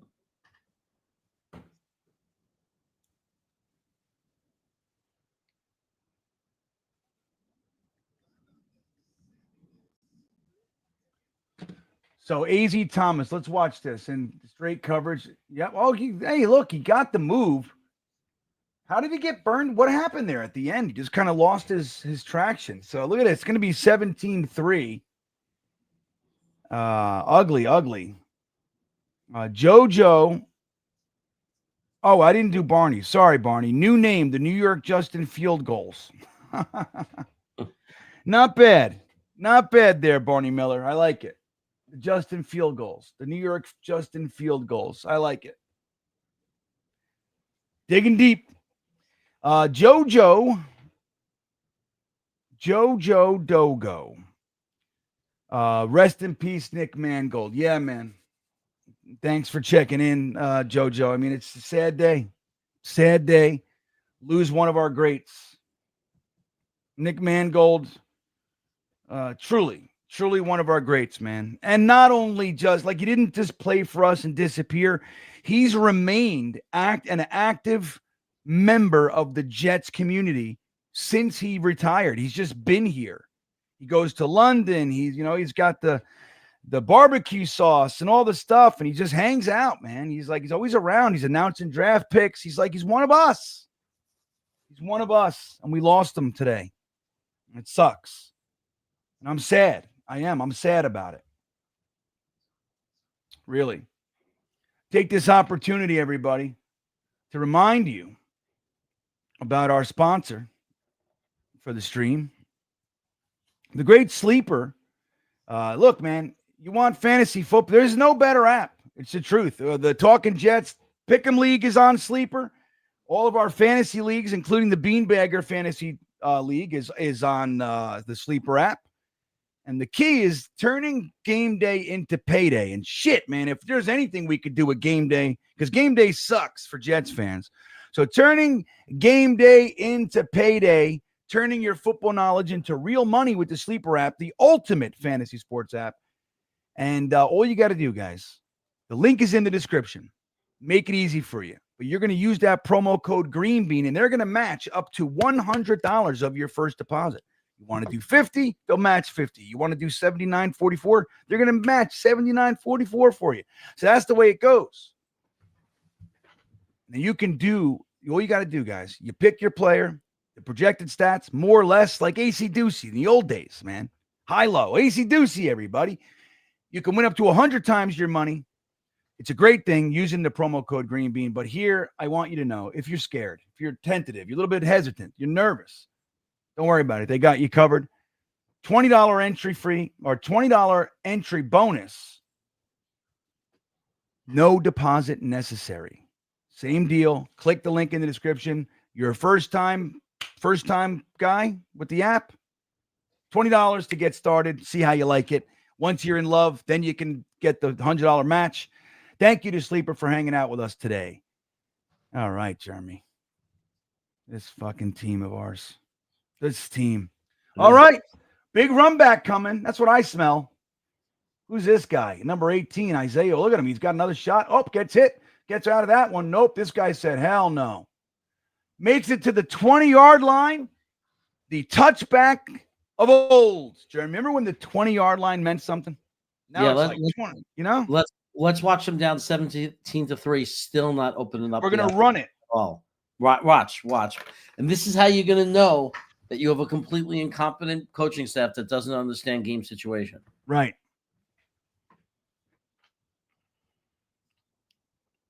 Poor A.Z. Thomas. You know? Yeah, let's leave the rookie against Higgins without any safety. I mean, you gotta, because there's nobody, you know, we gotta, you know, there's nothing else you can do. They could do Brees Hall up the middle. He's like, fuck this. I got to do something here. Right. Know? Get up your trade value, buddy. Yeah, he's trying. He's like, I want out. This team needs to clear house and get some picks. Yeah. Just change it. Everything. Just change it all. It's time to completely reset. Huh. This is just terrible. I can't stand it. They're so bad. But that's a first down. So I'm just going to take it and look at that face value. Okay, fake handoff. Here comes the pressure, Justin Fields. He's going to run it. He's going to get himself 4. 4 yards around the right side. But like, didn't he look like he was kind of moseying? It looked like a jog to me, Jeremy. Maybe I'm wrong. Maybe I have just negative glasses on. You know? I don't know, man. Look at this. Look at our wide receivers. 6 catches, 7 catches, 5 catches. Look at these guys. Isaiah Williams with a career of 2 catches. Brandon Smith throwing the ball. Justin Fields. Look at that. All right, we got that stable. Look at that stable. Oh, powerhouse. 2nd and 6. Hands the ball off to Brees, scampering. Get himself right to the first down marker. Don't think he has the first down, but he's up there. That was all Brees Hall. Hold on. I mean, after Garrett Wilson, they really set us up for success with that stable of wide receivers. I mean, how can you not score points when you have such a stable of wide receivers? Have you ever seen a wide receiver room so deep? Why aren't they throwing it to the fucking tight ends, Jeremy? Nothing can get this team. It doesn't matter if you change the coach. It doesn't matter. Nothing. It doesn't fit. Maybe we need to change the name. I don't know what it's going to take to make this team throw the ball to a tight end. The problem with throwing the ball to tight ends is it actually worked for us. And we can't have that. Did they get it? It looks like we got it. It looks like they did the sneak or the tush push, which is what they should have done before. He learned from the other team. That's what Aaron Glenn does. Oh, that's how you're supposed to do it. So now I'll do it. Maybe he'll do that enough times that he'll actually become a real coach because he'll just copy what the other. Yeah, Zach Taylor, man. He's showing him. Zach Taylor with a bit of charity earlier, like we talked about. All right, well, we got our first. This is what we call a drive, man. We got a drive going on here, Jets fans. A real drive. Oh, he's going to pass. Oh, my God. Oh, nice. Run, you son of a bitch. Look at him. He's just going. Run, little fella. Tyler Johnson with a, I want to say deep pass. maybe the best pass of the year, except for the end zone one against Pittsburgh. Our buddy Moose Knuckles checking back in. Fields having 3 offensive coordinators in 5 years reminds me of Trevor down here in Jacksonville. Never ends well. Look, there are variables on all sides, right? Like that's the thing. It can't be positive to continually have to relearn offenses and be expected to like carry a team. You know, that's why hold on. Here we go. Handing the ball off to Isaiah Davis up the middle. Look at him. Dude, I feel like there might be a little energy in the offense right now. They might smell it. Like, wait a minute, we're moving. Let's do something.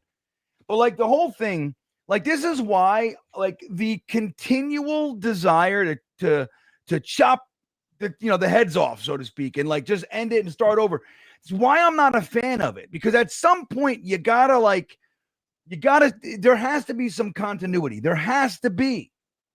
But the problem is when they show no like upside, then you can't give that to them, because then you're wasting time. Look at Justin Fields rolling out. He's going to run, gets himself 3 more, Jeremy. Oh, yeah. Yeah. Well, I mean, this is the Justin Fields that we didn't see for the last 2 weeks, where they're utilizing his legs a little bit, you know? Yeah, and but look at his, like, but doesn't he looks like he's jogging to me. Where's the urgency?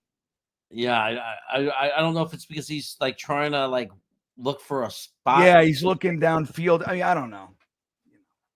But that's what I hear you, Moose Knuckles. You know, and that's my thought. So 3rd and 3. Let's try to get in the end zone here. Let's not get ourselves another field goal. You can't win that way. If we score a touchdown, this is a game. We hand it off. Look at us. We suck, dude. Playing for the field goal. That's what we're doing. Unbelievable. He's like, if they just kick a field goal now, I mean, of course they're gonna. They should, Jeremy. Yeah, I'm just so on team. I'm so much on team one and done. I really am too. I'm starting to get there. I'm starting to get to the point where I cannot look at him anymore. It looks like he's on a toilet right now. I'm watching him. It looks like he's making poopy. Looks like he's making poopy. We're going for it, huh? We are. We're going for it. Oh my God. Then why didn't you do a fucking better play? What are they going to do here, dude? What are they going to do? Why would you run it if you know you're going to go for it here? Look at this. Look at this. Terrible. Oh God. Oh my God. Fucking touchdown. Look at us. Oh my God. Dude, that was just he looked like he just threw it away. I take it back. Aaron Glenn for the next Aaron Glenn. Aaron Glenn. Aaron Glenn. Aaron Glenn. Aaron Glenn. Aaron Glenn. Aaron Glenn. Yeah, all right. Justin Fields, baby. Do you believe in miracles? Yes, I do. Oh my God. Do you believe? I got to get this fucking thing. Here we go, guys. I would have won that.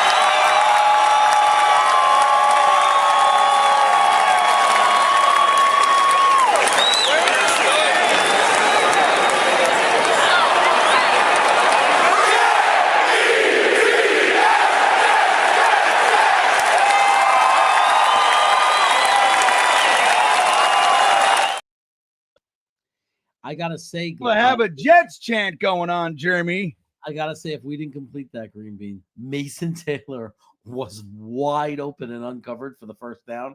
So if that play didn't work out, I would have fixed. Was he? Oh, I didn't see it. Wide open, uncovered, just coming across saying, "Throw it to me, please." It's like, holy shit! What do I got to do around here?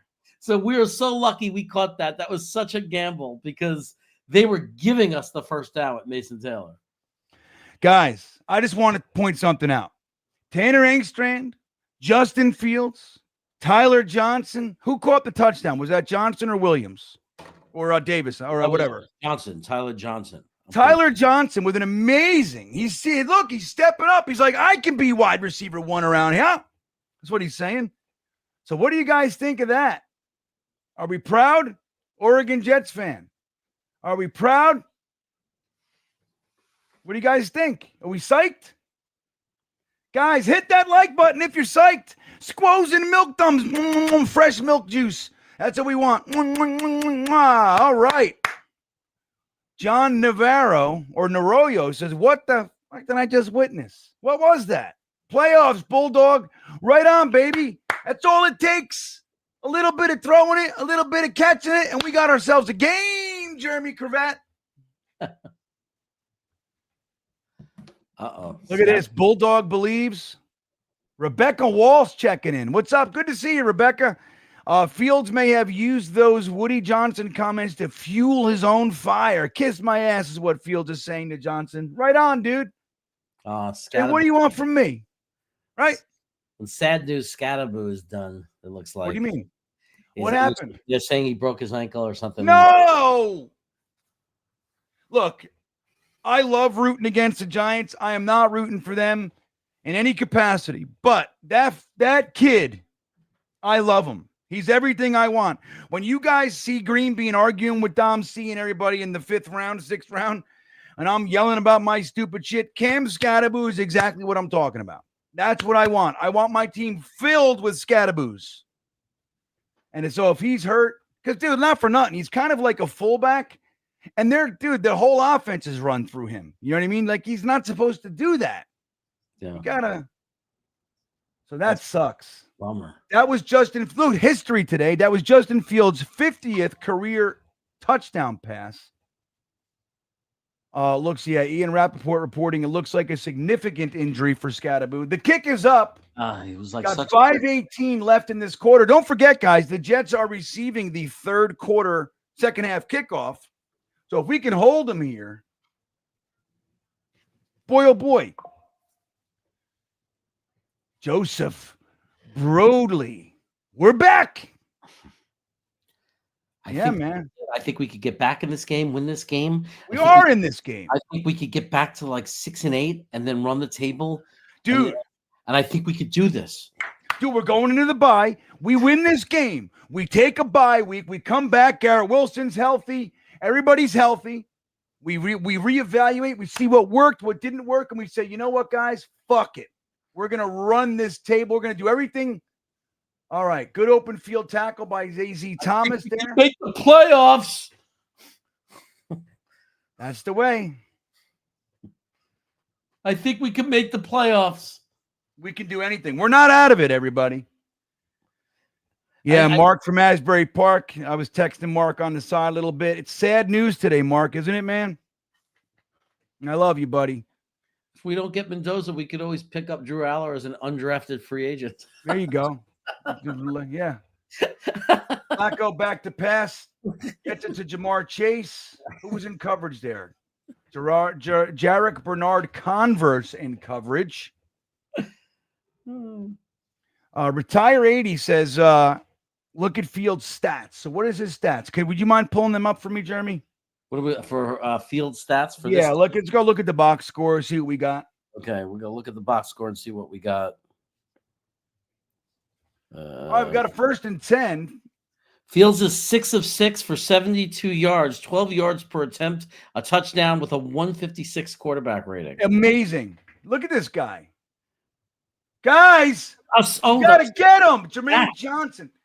Dude, everybody fucking missing tackles. I mean, everybody was fooled on that play, but we had him for no gain. Breece Hall is 8 for 21, so 2.6 yards per carry. And he had a 10-yard carry. That was a fake flea flick. Did you see that play, Jeremy? It was a fake flea flick? Yeah, because we were already there. If they would have tossed it back, it would have been an immediate sack, maybe even could have been a turnover. And then he just decides to run and he gets fucking 10 yards. Crazy, dude. That's nuts. I thought it was a sack. We played it so well. Get him! Dude, why can't we fucking tackle? That's a linebacker. That's Maui Goa. You're supposed to tackle, dude. Here comes the roughing the passer, probably. Yeah. No, holding. Holding, all right. I'm surprised. So retire 80. Guys, Justin Fields' stats are through the roof. We have one of the greatest quarterback performances of all time. A 156 quarterback rating. What? So you said he's 6 for 6, Jeremy? 6 for 6, yeah. Justin Fields, 6 for 6, 12-yard average, no interceptions, a touchdown, a 156 QBR. Unbelievable. As the defense just stumbles and bumbles here. We just got a Rain text. Johnson. Let's go. We just got a text from Tigo saying only against the Jets can you fail at a flea flicker and still get a first down. Yeah, right. Only the Jets. Hennessy checking in. 1 touchdown in 3 games, and Green Bean thinks we've turned a corner. Hey, man, don't you fucking talk to me like that, Hennessy. I know what I'm looking at. Hennessy, we're going to run the table, Hennessy. That's right. You'll rue the day where in 8 weeks from now, we're 7-7. You'll rue the day. That's right. You'll remember. You'll come back and you'll say, Green Bean, I'm sorry. 1 touchdown in 3 games. We have turned that into. That's the epitome of turning a corner. All right, here we go. Now get them. Look at these guys, dude. They're bums. They're having fun. Like they're all in position. It's right there, dude. They just the got penetration. Everything's there, and they just can't tackle. They just got like 15 yards in 2 plays, just doing weird running plays. And Yeah, stuff. weirdness. Like Tigo said, dude, we played that flea flicker so well that they couldn't even throw it back. That way, like our defensive lineman could have received it, you know? And then he just broken play, just tears it off for 10 plus. Who's that? Who's that loser? Get him off the field, I said. Hennessy, wouldn't it be nice, though, if we just get a little energy, buddy? There's something to be happy about. I'm overemphasizing because we get nothing.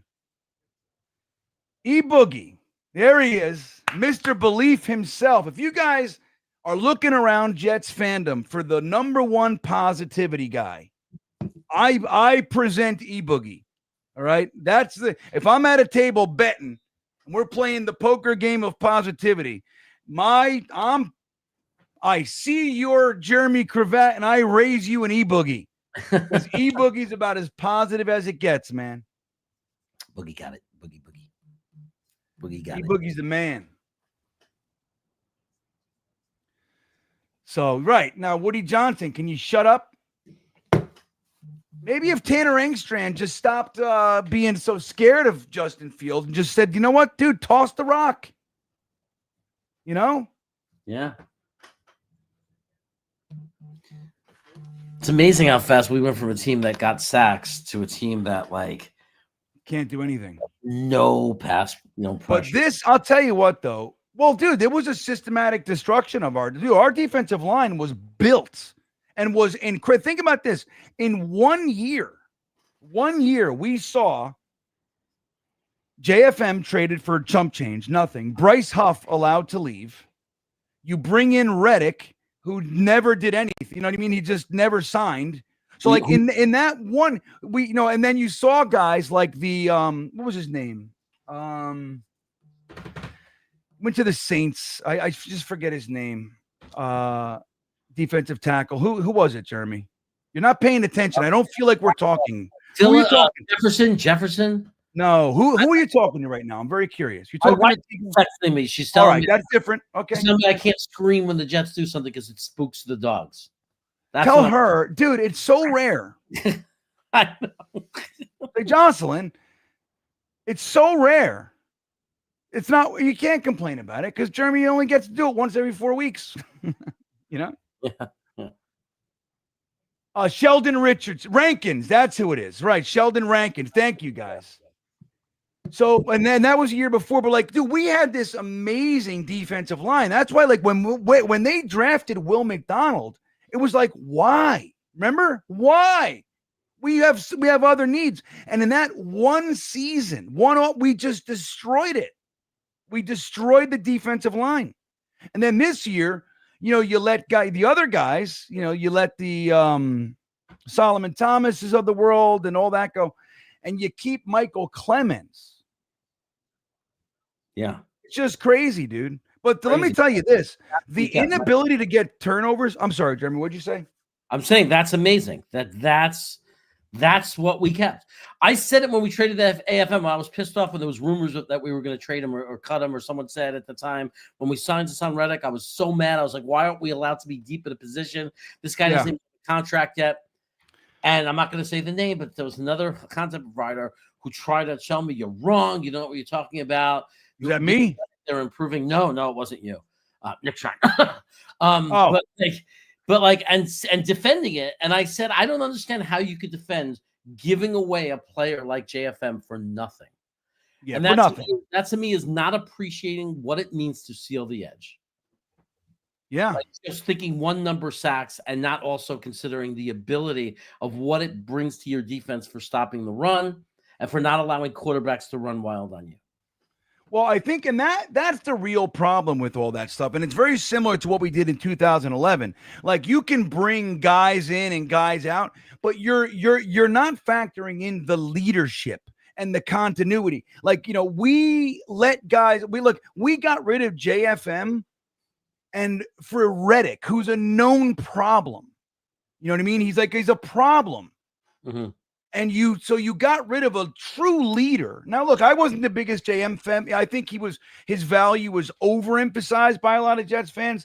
But clearly, I mean, even whatever I was saying, I was wrong. You know what I mean? Like, the impact of JFM was more about, like, he was one of the leaders of the defense. Same thing with Sheldon Rankins. Like, you're getting rid of guys that are like the leadership. What are they complaining about here? Whether or not he got a first? Maybe. So anyway, look, and now defensive line, just like that, is one of our weaknesses. And dude, you see Bryce Huff the other night. I was talking about it in the Talking Jets thread, dude. And this is what Bryce Huff does. Like, he comes up big when you need him to come up big. It's like 4th and 1 at the end of the game. He's the fucking guy, dude. I watched him, and that last dude, he had 2 strip sacks in 3 plays. Wow. And this is the thing. Like, you look at Salah's defense, all that kind of shit. Dude, you don't get rid of players like that. You just don't. And I argued with Tigo for a month about it. Oh, his value this, his value that. I don't give a shit. We see what he does for us. Fucking pay him. Figure it out. Right. You keep guys like that. Have a sense of guys who will help you win. Not just only in the locker room, whatever it is. Just men who compete. Don't let them leave. That's right, man. And so look, you can, the names and faces and all that, it doesn't matter, dude. And then not for nothing, you brought in Leaky Fotu, who we saw 2 games. He was out the whole year. And you bring in Javon Kinlaw, who I was a fan of bringing in, but not at the behest. He was penciled in as this, our starter. Anyway. You got rid of all the leader, you ruined the vibe, the jive.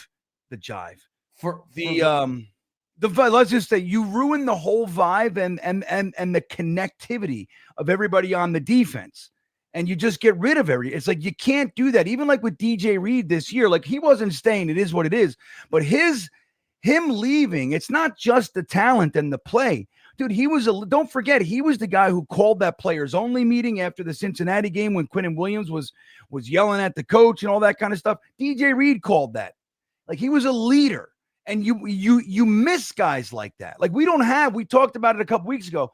We don't really have any alpha dogs. We don't have any guys that are vocal leaders. You don't have it. Who's the leader on, even Sauce Gardner? He's great, but he's mellow. Justin Fields, sure, he could be whatever, but he's soft. There's nobody to lead. Even Jamie and Sherwood, I like him as a player, but you put him in the CJ Mosley role. CJ Mosley was the consummate leader, dude. And you just, he's gone, and you put in Sherwood, and he's not the same. Nobody's a leader on the team. Even Quinnen, look at Quinnen. We love Quinnen, but he's mild, he's mellow, he's soft-spoken. You know what I mean? You need an animal, dude. We talked about culture. Salah talked about culture. He talked about character. And then he went and he brought in the opposite. Mm-hmm. He brought in a missionary. He brought in a guy who made a trade request who was playing for the Eagles. Right. So showing, I don't care about winning. I don't care about being in a great place. I care about one thing, the size of my contract. That's all I care about. And that's who we chose to bring in. Yeah. And then you saw it, and he didn't even show up for fucking 14 weeks or whatever it was. Alan Dodds, Aaron Glenn, coach of the year, 10-7, miracle time. That's right, dude. We're going on a run. If they could just stop this damn drive here, Alan, right? That's a good start. Scott, it was this. SCO Existray. What is this name, Jeremy? What is this? Coexist. Coexistray. Scoexist. Scoexistray. All right. Here he is. Play calling, lack of play action was the problem, not Fields. On what? On what series there? Because I look on the touchdown drive. Here it comes. All right, no pressure. Don't you dare throw a flag on Brandon Stevens. Love it. 3rd and 4. Like, look, I think, don't get me wrong, buddy. There are problems to go around. You know what I mean? Like the coaching, we talk about it all the time.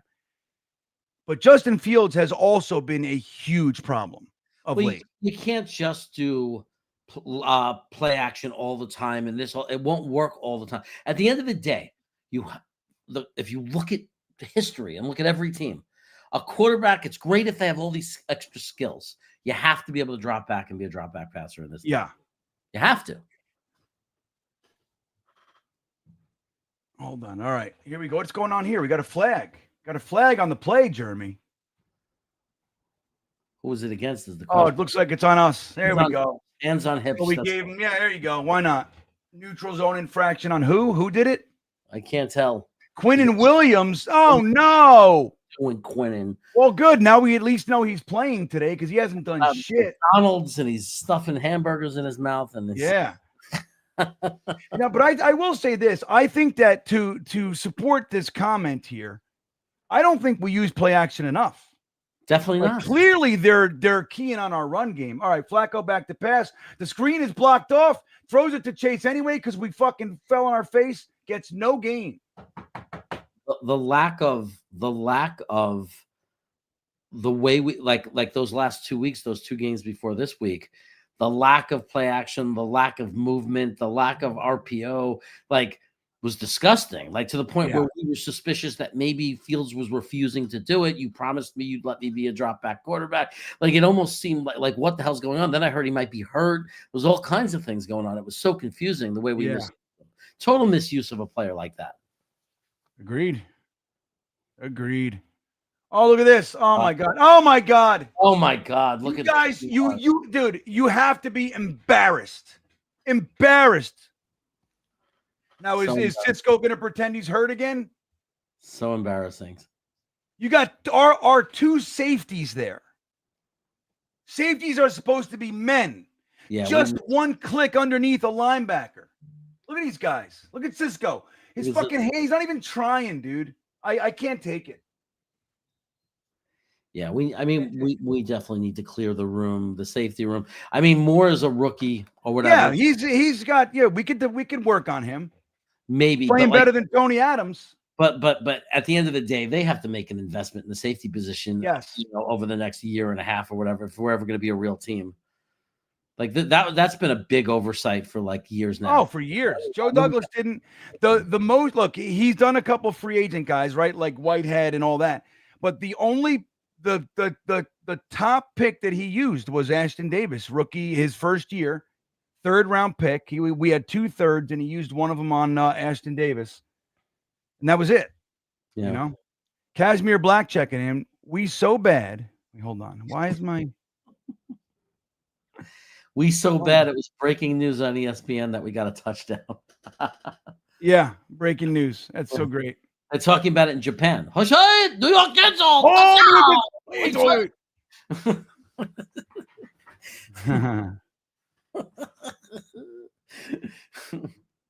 Why is this? What is going on, dude?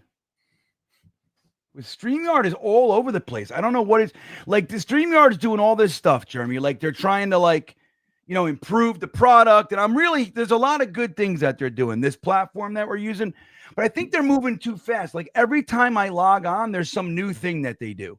How about we just chill the fuck out and do the things that we have right? Like I feel it's so glitchy all of a sudden. I don't know what's happening. Anyway, that's nobody's problem. Nobody cares about what I'm talking about right now. All right, guys, we got 1 minute and 15 left. Let's say, dude, if we can get down there and get a touchdown, we got ourselves a real game. Can I flex for you? Do you think if we were given the That's first not a pick, real flex. There we if go. we were- Flex, Derby, shut the fuck up. I'm flexing. Not bad for a 53, right? do you, it's pretty impressive. Do you think if we were given the first overall pick every year, like plus our regular first round pick, like they just said, you know what, we need you to be good. You play New York Jets. We're just going to give you the first pick and then start the real draft. Do you think it would make a difference? Yeah, I don't know. All right, here we go, guys. We got a minute and 15 left. Fields back to pass. He throws it to Mason Taylor. Can't hold on. It was only going to be a 5-yard gain, but come on, guys. And the clock stops, which is positive. We got a minute and 11, 4 seconds off the clock. Gained nothing. Rex Ryan checking in. I haven't watched this game. Enjoying this more. Well, there you go, Rex. Right, I don't know what we're talking about anymore. All right. Well, look, guys, we got 800 people in our stream, 800 plus, 805 currently. Let me see. So, all right, Justin Fields back to pass. Total duck. We're not going to do anything here. That pass, man. We're not going to do anything, guys. What is this? I'm trying to imagine Hennessy's reaction watching that pass. Yeah. Can you So imagine? we got 523 on the YouTube side, and we have 254 milk thumbs squeezed. Let's get some like buttons to see our Jets fucking do something at the end of the half here. Hit the milk thumbs, hit the like button. Let's go, everybody. If you haven't subscribed, hit that too. We got to get the positive energy going. It's 3rd and 10, Jeremy. We're on the 35. I can't believe we're still running plays. Look at this. Okay, gets out of bounds. All right. We learned from the First last down. time. Dude, and we still got more than a minute. They're doing all this. This is nice, good clock management here. I know, but let's hope we don't just suddenly for some reason stop and let the clock run out. No, we're doing good. Because you have to worry about that with this team. Let's hit the milk thumbs, everybody. Let's go. It's working. Let's get us over 300. 272. It's happening. Let's go, guys. And don't forget, you guys got me over 14,000 subscribers last week. Let's get all the rest and get us to 15. Got to do 4,100 today. Justin Fields throws the ball. Wow. We're in field goal range. Call a timeout.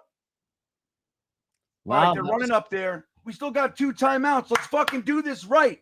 50 on the play clock. Tyler Johnson's my new hero. Yeah, he's looking good today. I don't want to jinx him. Justin Fields back to pass. The protection is there. Gets it to Isaiah Davis for 5. Now call the timeout. All right, they did. Yes, but that's when you call the timeout. But not for nothing. That play, that took 20 seconds. I would have called the timeout before. That's all right. It's good. It's fine. It's fine. It's fine. We really made a stir with our Japanese thing when I said Everybody got upset? No, they're laughing. They like it. We got a super chat coming later that like we created more of a stir than you think. Wait, hold on. I don't know what this guy. I don't know what he's talking about. Hold on. I got to get. I'm. Hold on. E Boogie says, fellas, today will be the first Jets win for 74 for the great Nick Mangold.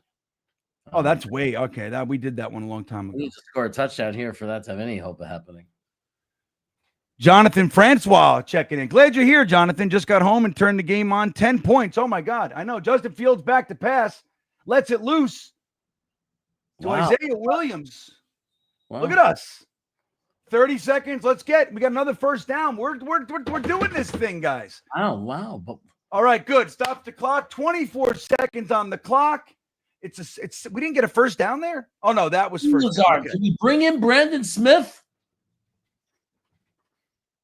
I know. I don't know what it is with him. I really don't get it. I really don't know. Jay Mull says Quinnen is a rich man's Mo Wilkerson. Quinnen's so much better than Muhammad Wilkerson. Muhammad Wilkerson was good for a minute there. Yeah, for a minute. For a minute. Man, all right, hold on, guys. 2nd and 10, 24 on the clock for the half. Justin Fields, empty backfield now up. He's going to run it. Block, everybody. Gets 3 yards. Downs. That was second down, though, so now it's third. What's the flag? What's the flag, damn it? Oh, they're going to call us for holding, right? No, he's pointing at something, so maybe it's on them. Maybe he knows something. Maybe they were holding one of our receivers. Yeah, maybe.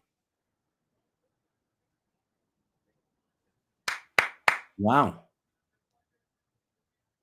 Illegal contact. Okay. First down. What did we get? 5 yards over there? Probably 5 in an automatic first, I would imagine. Oh, let's see what happened here. I got to see it. Illegal contact. Not allowed to touch him.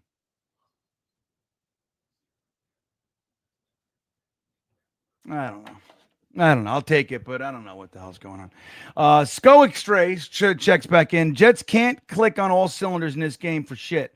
Jake Asman is the Jinx fan. What do you mean, Jake? What did Jake have to do with it? You know what happened? What did Jake do? You know what happened? Jake was really negative on this team early. He turned out to be right. So now to justify being angry at him for being negative, they're saying now it's because you're the Jinx. Instead of just saying, well, maybe we shouldn't have gotten mad at Asman because he was right. I don't even know what you're talking about. Because he was mad. Because he was mad at the whole team for sucking.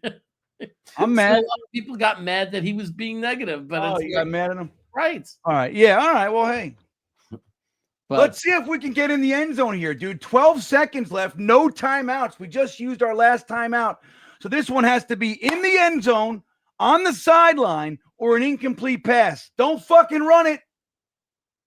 They're gonna run it.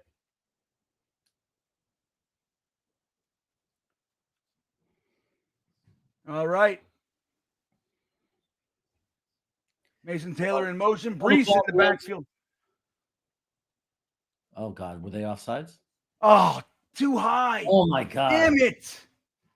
Just throw it to his chest. Fuck. I know. Well, I get it. I mean, I think it was just a bad pass. That's all it was. Alan Doge, thanks, Sco Extra. Should tell us how to say that. I don't know what it is. Because like it's changed and it's weird. It used to just say your names. Now YouTube's doing a thing where it's doing like, I don't know what it is. I don't know what it's doing. I don't know how to change it. Let me see. I love language things like this. When people, what are we gonna call this stuff that comes out of cows? Oh, beef water. Beef water. Justin Fields, another high pass. Oh same my exact, God. Why is he?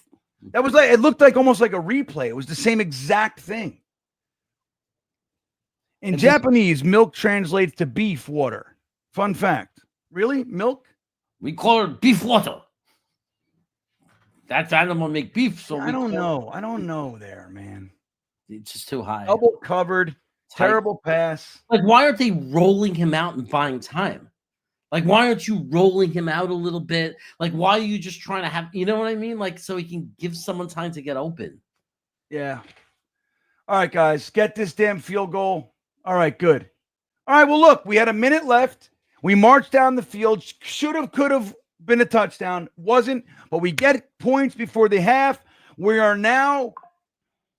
going to get the ball for the opening kickoff of the second half. So there's that. Nice. Right. We can march down the field. Hey, not from Jeremy. That's very positive for the offense, though, too. They were able to do that. Move down the field.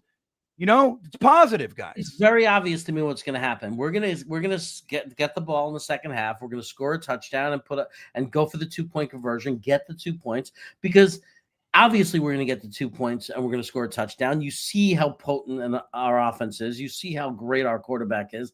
Right. There's no doubt about it. We're going to score a touchdown and we're going to get the 2-point conversion and we'll be down by a field goal and it's going to be one of those horse race down to and down the stretch they come kind of finishes. Yeah, I like it. I like what you're saying, and we've seen this story so many times. Aaron Glenn, though, doing a little something in this game. It's 24-13. It would have been real nice to be 24-17 heading into the half, but I will say this: it's much better than 24-10. And like, dude, Jeremy, you know what we could have seen, and it's not unlikely that we could have seen the Jets go up in 3, down in 3, and be worried that they're going to score again in that minute. The great Matt O'Leary joining us for the half. And I will say this too, Matt O'Leary, before you get going. The halftime is brought to you by, are you guys ready for this? Let me get the chat off. Hold on, I got to do the thing. So our halftime today is brought to you by House of Atlas Razors. Right here, House of Atlas. I'm going to show you guys what they look like and all that stuff and talk about this amazing razor. I'm going to show you guys the cool part about it. But first, we're going to say hello to our good friend, Matt O'Leary. How are you feeling today, my friend? Tough day with the news that we got a little bit before kickoff. Just incredibly sad. Hard to concentrate on this game with that news coming out, but glad the Jets got some points before the end of the half. They're still kind of in this a little bit. They get the ball to start the second half of this game and hopefully go down and get some more points. Yeah. Now, what'd you think of that? Now, when we got the ball back with 1:15 left in the half, what were you feeling? Did you think there was any realistic? I mean, obviously we know what we want, but did you think we were going to have any realistic chance to score there, or was, especially after that first play or two? Did you think it was real that we'd get any points, or are you happy? So, surprised? What's your overall thoughts on that last minute and 15? Yeah, a mix of both, I think, honestly, of surprise and happy. I did not expect them to go down the field and get points before the half. I thought it would kind of be one of those quick 3 and outs. You punt it right back and it's, 24 or 27-10 at the end of the first half. But Jets able to get some points on the board with the extra field goal there. A first half touchdown for the first time since week 1. That's nice. We'll take that. Well, Matt, doesn't it seem like at one point Justin Fields was 6 for 6 with a touchdown, 12-yard average per pass with a 151 QBR. And we're over here like, this guy sucks. It just feels dead, right? But he's putting himself quietly putting together like a pretty efficient game. And like maybe, just maybe, they got to stop being afraid of this guy and just fuck it. We're 0-7, Matt, right? You think it's like it's time to like take the handcuffs off and like he's our quarterback. Let's just live and die by the Justin Fields sword. Do you think maybe that's what we're seeing here?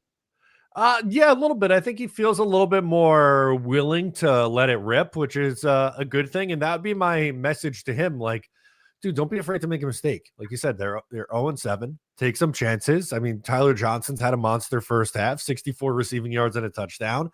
And, just see where it goes. So, yeah, I'm pretty satisfied with how the Jets called offensively that first half. Did not it seemed like Justin Fields checked out of something on 4th and 1. Just put your head down and go right up the middle, please. I don't need a 5-yard pitch to the right when you're trying to get 6 inches, but that's maybe a conversation for another day. Yeah. Well, we could touch on it. But then like Jeremy was talking about it. You need it was a short yard. So it was like 2 feet that you needed. And what we chose to do was pitch the ball back 4 yards. So you just added 12 feet to the damn, you know what I mean? Like just like that. And you know what it was, Matt? The Bengals showed a couple guys in this. They just pulled up the linebackers to the center there, and Justin Fields got spooked. Jeremy's point was, I'd love to see what you think here, was that Justin Fields shouldn't even have the authority to like, dude, get the 2 feet. Like we put all these fucking first-round picks, second-round picks into this offensive line. They got to be able to get 2 feet. Rather than pitching the ball back. Do you think that maybe Justin Fields should have just like, here's the play. It's his quarterback sneak up the middle. Do it. You think that should have been is this an Engstrand issue? Maybe, yeah. I just don't think we should be giving Justin Fields the opportunity to check out of it. I don't know if you guys saw Braylon Allen on Twitter was defending the move that they checked out of it. He was fighting somebody on Twitter. I what was he saying? I'm curious. It was something to the effect of, if they ran up the middle and then stopped for nothing, then people would have complained. I'm paraphrasing, but people would have complained that they just ran right up into a stiff front when the defense was expecting it. I don't know, man. If 66-year-old Joe Flacco can do it on the goal line, I think Justin Fields should be able to handle getting, like I said, 6 inches. Agreed. And you know what we were saying over here was that, well, look, Zach Taylor, right? That's the coach's name. Zach Taylor, right after that, just like you said, he's like, look, they should have gone for a quarterback sneak. Here's how you do it, right? So he gets to the goal line. They just run it in. And then Aaron Glenn on the next, I think it was a 3rd and 1, actually. But then he does exactly that with Justin Fields. You think Zach Taylor kind of a little nod to Aaron Glenn saying, hey, buddy, here's what you're supposed to do. on that fucking play. You're not supposed to pass it, pitch it back 4 yards into your own backfield. You just get the two. You think maybe Zach's a little bit of charity for Aaron Glenn? Yeah, be like, listen, you don't have to get cute. Just put your head down and pick up the foot that you need or whatever it is, right? Yeah, I wouldn't be surprised.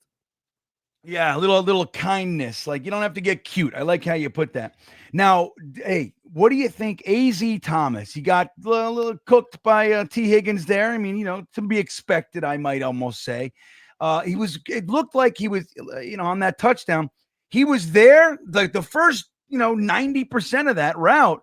AZ Thomas was like glue. And then the end, he just kind of, I don't know, he petered off. Something happened. It wasn't any big move or anything, but are you nervous about AZ Thomas? Or, I mean, do you think it's like, hey, just welcome to the NFL kind of a day? How you feeling about him? Yeah, I'm not really worried about him. I kind of expected a rough day. Like, I don't know, he's a third-round rookie making, his second start in the NFL against T. Higgins and Jamar Chase. That's about as tough as it gets.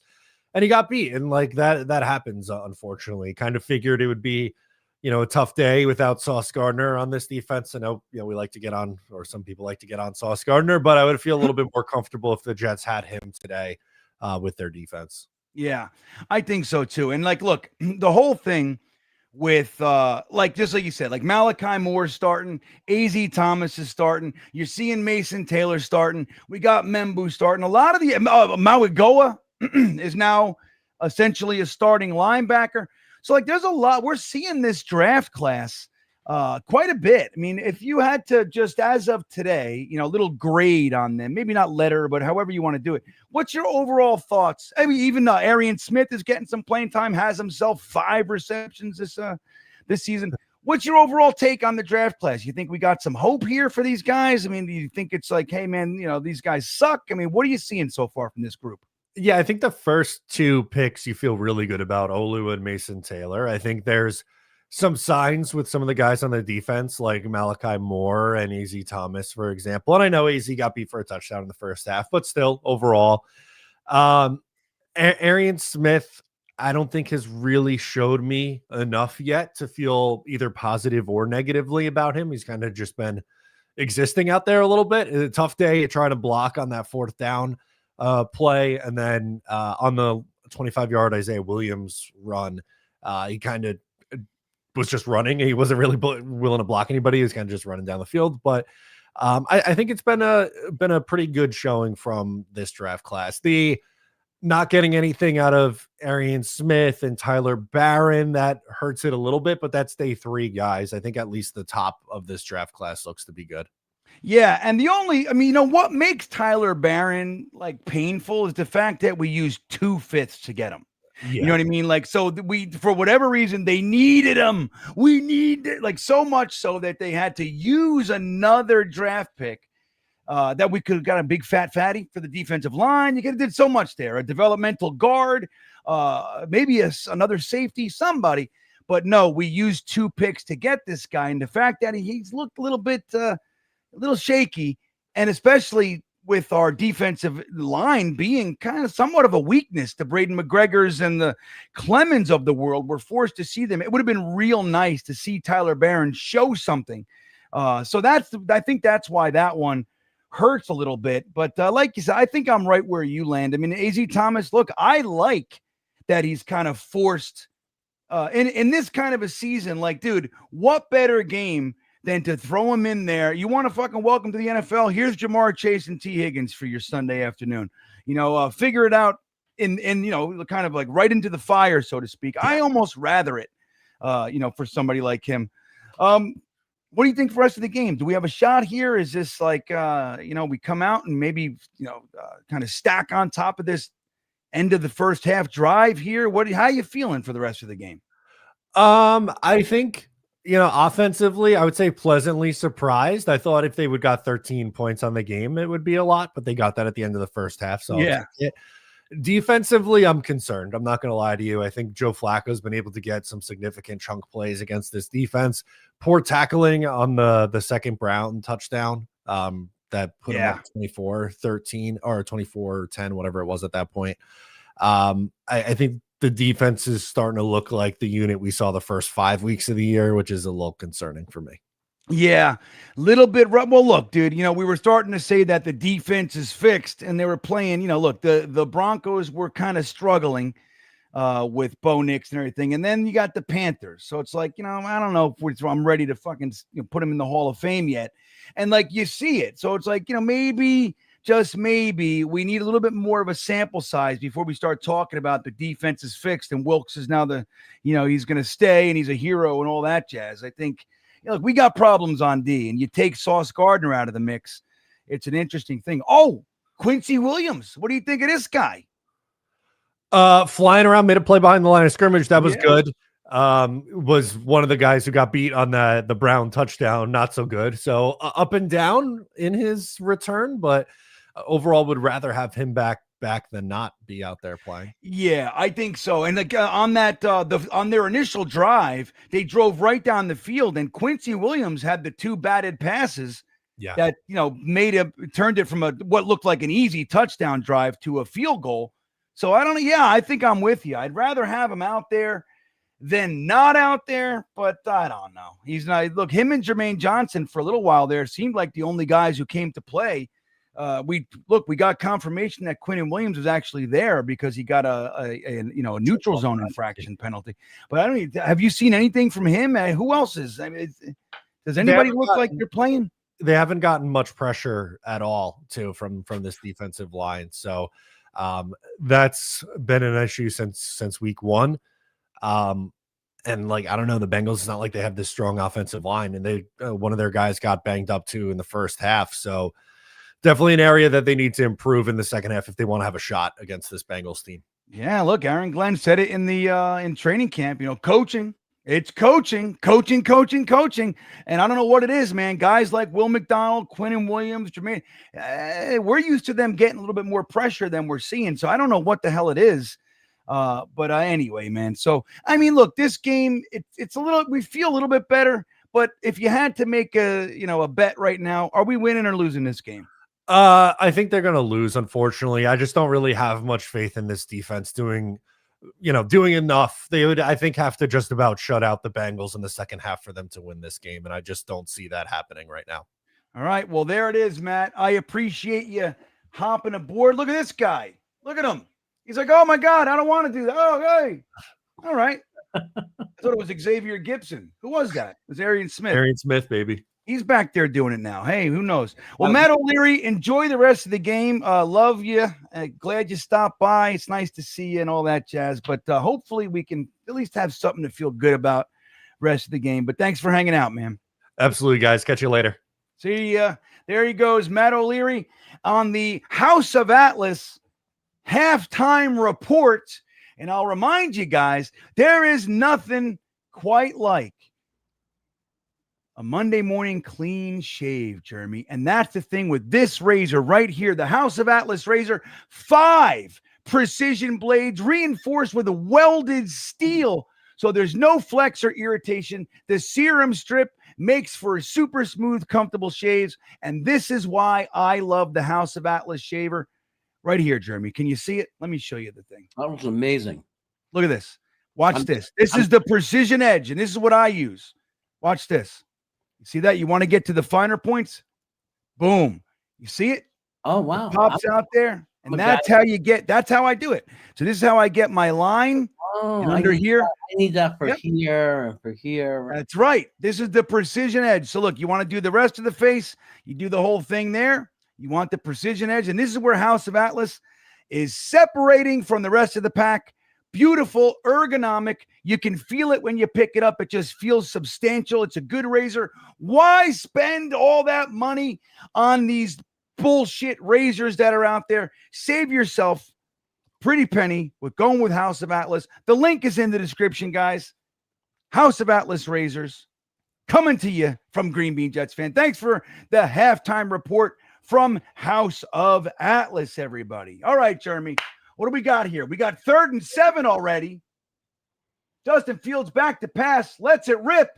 Isaiah Davis gets it first. Nice. Keep going. Oh, yeah. All right. Look at him. He's like, I'm going to do this thing. Somewhere along that run, he said, "Why am I conceding and going out of bounds? Like why do I want right? I don't have to. What am I doing? What am I doing over here?" Planet Nix came in and said, "Look at this. Justin Fields can play, everybody." And Hexen, following him up, says, "I think the secret is Fields can't throw it in 2 seconds. Just run. If Fields can't throw it. He seems to be decent when he gets it out quick." That's what we've been saying. I'm right with you, Hexen. Right. He's got to be, you got to just be confident in your choice and make the decision. His success. Holy shit. Mason, I was ugly looking. His success since college has been one read, check it down, or run. That's what he does. And you know what? When we got him, I thought that's what we were going to do. That's what you have to do. And it looked like it week 1, that's what we were going to do. It just looked like, okay, yeah, you know what you have. Play to his strengths. He's never going to be, Joe Montana. Sorry, let me say a more recent name. He's never going to be Josh Allen. Anyway. He's never going to be one of these, pocket quarterbacks that light you up. He's not going to be that guy. And he's not going to be Lamar Jackson, that extreme, he's somewhere in the middle, one read, maybe 2. He's not there. Take off, dude. And comfortably with the full support of the Jets organization. 1 or 2 reads and book it, kid. Just run. That's what we want you to do. We want you to get in your groove. Every pass should be high percentage passes in the whole first quarter. And then once the defense starts to realize, holy shit, they're going to pass, then you can start doing some other stuff. You know what I mean? But I'm with it. Hexen. You got to use guys for the strengths that they bring, not try to make them into something they're not. That's my thought on the matter. What do you think? Yeah, and roll them, move them around the pocket a little. Yeah. I mean, that's I like that idea. Get them into a little bit of space, roll them out a little bit. It gives you a little bit more time. That's where I've seen him be his best. Like it's clearly, like even with Chicago, Ohio State, like this whole, if you look at all the film on this guy, he's really good when he adds the threat of his legs. Mm-hmm. You've got to roll him into space a little, and it really creates a problem for the defense. That's right. And then you start to keep them on their heels a little bit, as opposed to them feeling like, with their ears pinned back. You got to let them be thinking. Mm-hmm. Is he going to throw it? Is he going to run? If you do that, you create that little bit of question in the defense from their decision making, and that's how you win the game. Remember, the NFL is a game of seconds and inches, man. That's it. You gotta take advantage of those. Though that half second of indecision from a defensive player can change everything. Let's go offense from Grandizer checking in, our good buddy. Good to see you. Let's see. Beefy saying, hey, if Miami is winning, the offense can open up for the Jets. Tank, baby, tank. I love you, Glenn. Well, hey, dude, I want to see teams like the Ravens and the Dolphins. Dude, they got to start winning, man, because we're going to win a game or two, and we're going to blow this thing. It can't, every time the Jets have a chance at the first overall pick, you got to have no wins. How many times you see teams getting the first overall pick with a 4-win, and when we get 4 wins, we're fucking pick 11. What is that, Jeremy? The Ravens are going to pull some shit this year, and out of nowhere, all of a sudden get the first overall pick. Bullshit. I can't have it. No, all right, 2nd and 10. Miami and Cleveland are doing well right now. Yeah. That could really Fields, run it up. All right, gets about 5. Let this be the year that other teams get 3 or 4 wins. I know. That's what I'm saying. Get the number 1 pick for once. I know. Can we do it, please? And that's what I mean. Even the year with Trevor Lawrence, it was razor thin. We had 2 wins, and we didn't get the number 1 fucking pick. It's ridiculous. I want that pick. Look at this guy. He's like, hey, how you doing? I'm going to walk over here. But, man, if they just would have done what you wanted to do that year, man. Oh, my God. I'm telling you. Nobody listened to me. God. 3rd and 6. Justin Fields clapping his hands. He's all excited. Block him, Isaiah Davis. Oh, what was that? I love it when he just the jump up in the air and throw it to the ground. What was that? Just fucking run, dude. The field was there. Show something. Do something. Look at this. Look at this garbage. Okay. But Nobody's again, open. why wasn't he initially rolling to the left? Yeah. Ugly. We needed that. We needed to do something on that drive, guys. We just lost our what the fuck's the word I'm looking for? Advantage. Mm-hmm. All right. MVP McNamara back to punt, kicks the ball way in the air, goes really high. And we can't do it. Oh, We can't do it. Brandon Smith. All right. Hey, I got to run in. I got to grab something, just a little food, and I got to take a leak. I'll be right back, Jeremy. You're going to handle the show. Okay, buddy? Is that good? You ready? I'll do my best. Okay. Everybody, be nice to Jeremy. Don't yell at me. Edutain has a serious question. We could start there. Okay. Don't yell at me. Yeah. I'm doing my best. Be nice. All right, I'll be right back. I never did this alone before. Serious question. Could Justin's play just have been poorly managed concussions? He's had 2 this season, hasn't he? I said after last week, I think, right? Like, I think, and we all said it, and not just me, but I'm saying we were talking about the possibility that he's had concussions. Like, he had that concussion and that he hadn't gotten really fully better, because these players want to play. So they're going to do everything they can to pass whatever test they have to pass. But that doesn't, and they're not always going to be honest and truthful if they're having symptoms. And if you watch him in those 2 games, those terrible, that game and a half, those 6 quarters, I mean, that was terrible even for Justin Fields, right? Like, I've never seen him look that bad. So it's a good question. You know, I mean, like, is Tua impacted? Like, his inconsistency, the way he's playing, you know, is it because of the concussions, right? Like, you can ask that question. It's true. Does it slow down their processing speed? It's a possibility. You know, but I also think I was told that Fields wasn't completely healthy, which is why he wasn't moving around as much. So, you know, that could be it too, because obviously you take away Justin Fields' mobility and just try to make him a statue quarterback. That's not going to work. Like, we can't do that. But let's see. We got PC Salami says, we're coming for you, Jeremy. Well, you can't get me before I finish my cheese doodles. So by the time, as long as I'm done with my cheese doodles, by the time you get here, you know, so, you know, Sosaya 6 Tray has been saying 6 Tray, Sos 6 Tray, Scos 6 Tray. He's been saying that, but you can't, and I agree with this. You can't play action as you can't just do it every play. You just can't play, because the thing that makes play action work, or one of the things that make it work, is the whole idea is it's a play of deception, right? If that's the play action you mean, you know, when the quarterback fakes the handoff and then pulls it back, like, that has to be after you've established a running game. Like, you're running really well, and suddenly he pulls the ball back, and the guys are going deep, and they're uncovered because everybody bit for the run. If you do a play action every play, no one's going to believe you. They're not going to bite. And the other thing is what does that say about your quarterback when you say, well, the only way he could succeed is if you do play action? Like, that right away is an admission we have an issue at quarterback. Because, like, what about just being able to run an offense? You know, now I agree, if we're really trying to win, you have no choice. But it's not so much play action. It's how about just allow him to roll around the pocket, roll him out a little bit, right? Allow him to use his feet, be mobile, and don't try to go through progressions. It's not working. One read. If it's not there, either check it down or run. That's the offense this kid knows how to operate. That's where he's had success in his career, right? So if you're really trying to win, that's what you could do. But I'm not saying we're tanking on purpose, but maybe they're not really trying.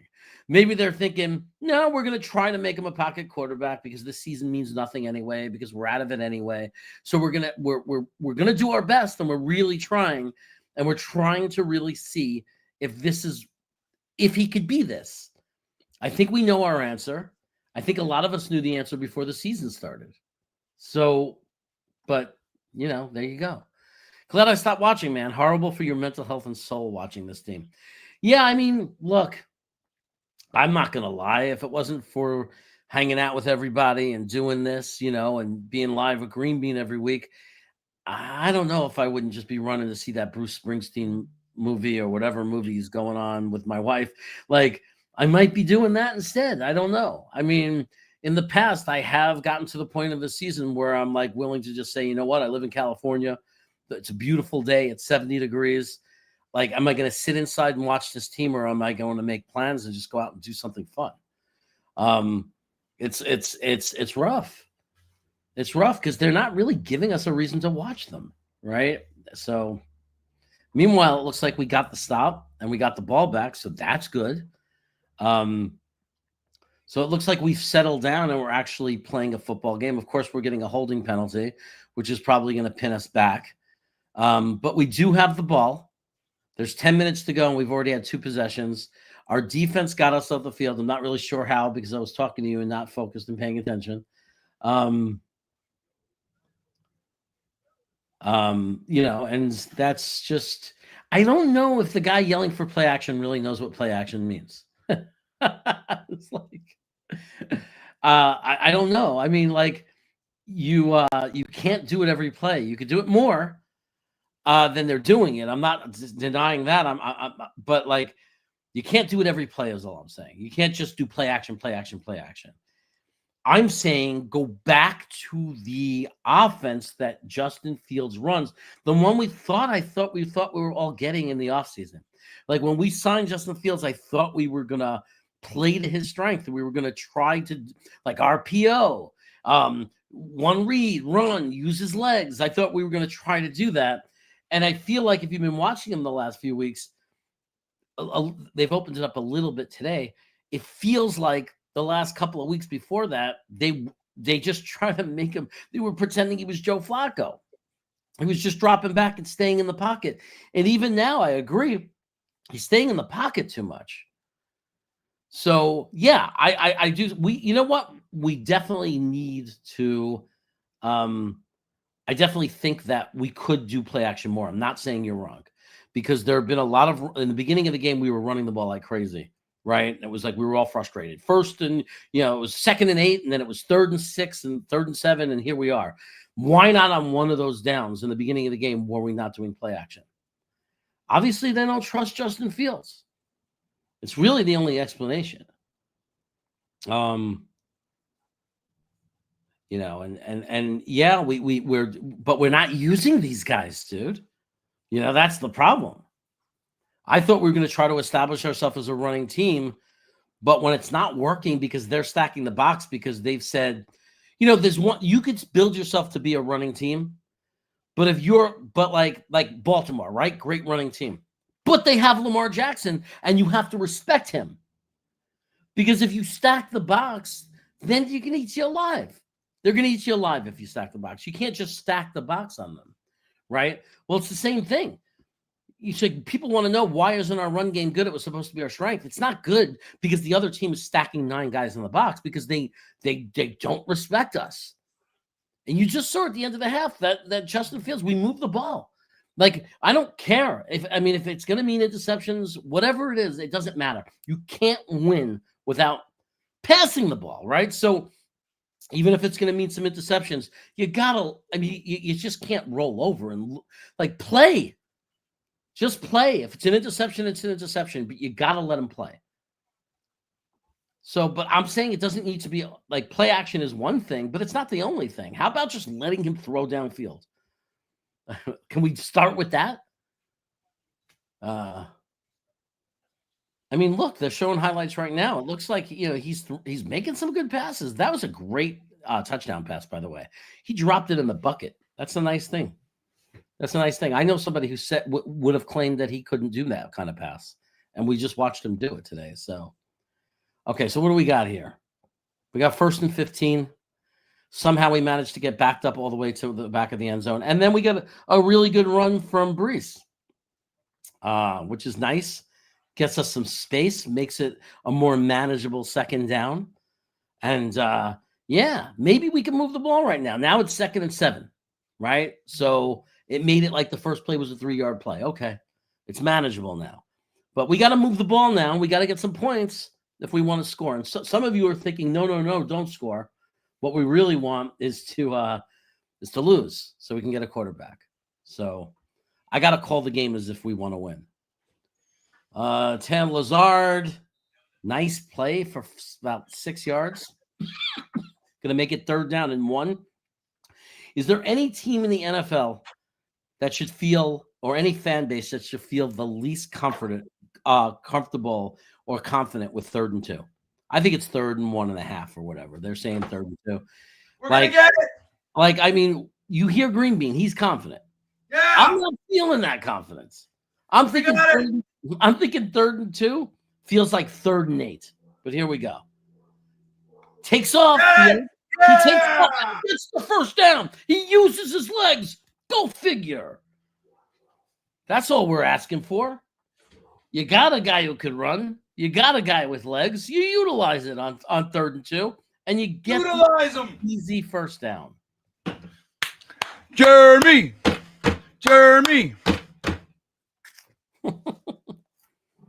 All right. What'd you get to eat? You know what? I ate a little piece of steak that I made, but I just brought back a bunch of cheese. I was in danger of like making something. I'm like, stop it! You're in the middle of a fucking stream. Cheese. Look at this, Isaiah Davis, Oh, run, oh my little bastard, Oh my God! run! Oh my God! He stayed in bounds. I would have loved to see him get all the way down there. Go, AJ Gilbert, go. Yep, up. Look at this kid. Wow. This is going to be the play that makes them say, I guess we could trade Brees. Yeah. I wish we knew when Braylon Allen was coming back. Now, I don't want to trade Brees. I would love to see them just say, hey, look, dude, we know, we get it. We want to extend you. We want you to be here long term. Yeah. You know what I mean? That's what I want to see. Sure. I mean, especially if they're talking about trading him for like a 4th round pick. No, I'm hearing 5th. Like, what's the fuck? Why? Fuck it, dude. You get a comp pick for him in that case. You know what I mean? Mm-hmm. Yeah. You got to watch your free agent spending. Yeah. That's right. At that point, you take the comp pick. Why give him away for free? 2nd and 1, Brees isn't out there. So that was a 9-yard run from Brees. Look at this. They fake it. Throw it. Oh, he was open. Dude, you get it. There you go. Mason Taylor. Nice. Flag on the play. I wish there wasn't a flag because it looked like it was a good play to me. I liked it. Mm-hmm. Oh, defense. Nice.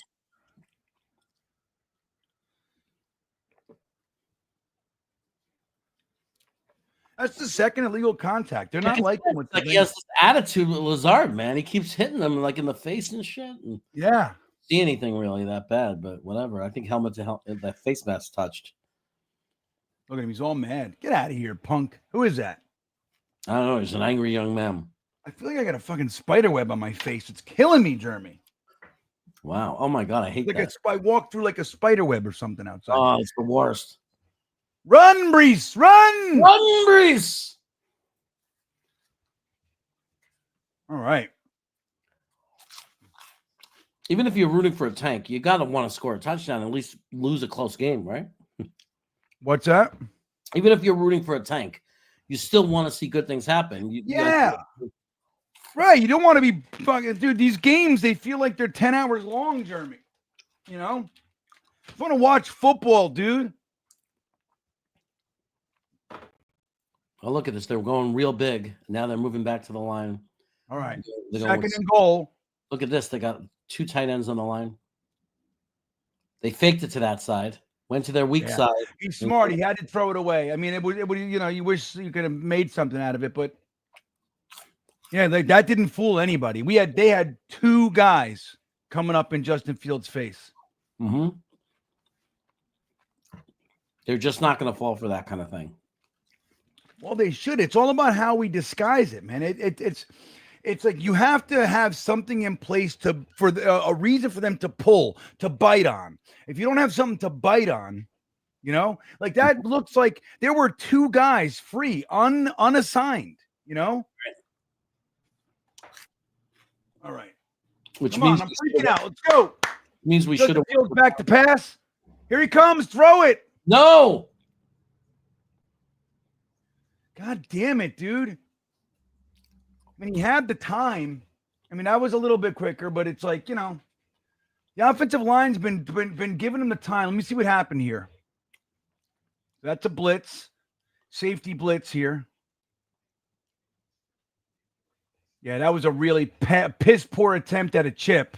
Tell you that.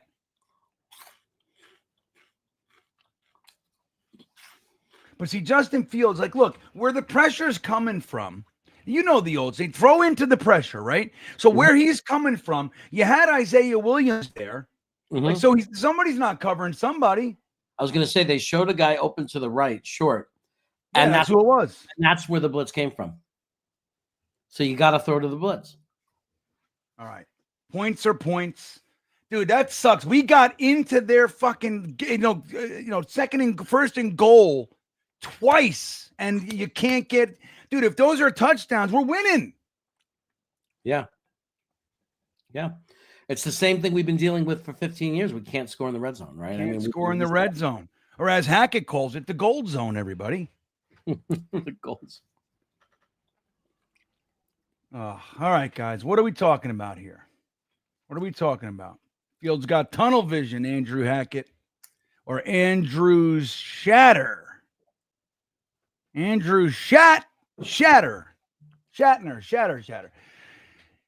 Yeah, field goal for the Jets. So here we go, guys. We got 800 watching the stream today. About 500 of those on YouTube. The rest over there on X. Welcome. Glad you're here. If you're new here, we love to see you. Hang out with us. That guy right there, his name's Jeremy. We likes to be called Jets Chaos. He's always eating, as you can see. It's funny. Before I said, hold on, something was going on. I said, let me get off the stream for a second. I'll come right back. It was literally, let's say 10 seconds. Me and my son were laughing. 10 seconds. I was gone. Jeremy had a thing of cookies. He was showing Trader Joe's cookies. 10 seconds. We went from New York Jets football to fucking cookies. It doesn't take Jeremy long to put on his Brooklyn Brothers food review hat, which is one of his channels. The link is in the description, everybody, to show Jeremy and his brothers some support. His Jets Chaos channel's there. Don't forget about the great Frankie from Flatbush, who's not with us today. Had some family visiting. He did his coffee with Frankie this morning, so I was able to check in, at least see Frankie, which is nice. You don't want to go a whole week without even laying eyes on the fella, So it was good to see Frankie, but he's not with us today. But his channel is there. You want to make sure you support him as well. These guys are great. And you want to, look, this is not an easy gig. You'd be surprised. You guys can shut it off at any time. Theoretically, we could too, but our obligation to you is in the way of that. I would never just shut off a stream in the middle of you guys hanging out. So it's not an easy gig. So the more support that you can give, any support that you give is just appreciated so much. We love hanging out with you guys. Wish the Jets could give us some competitive football consistently so we could have some better Sundays together. But, man, any support is just we're so grateful for it.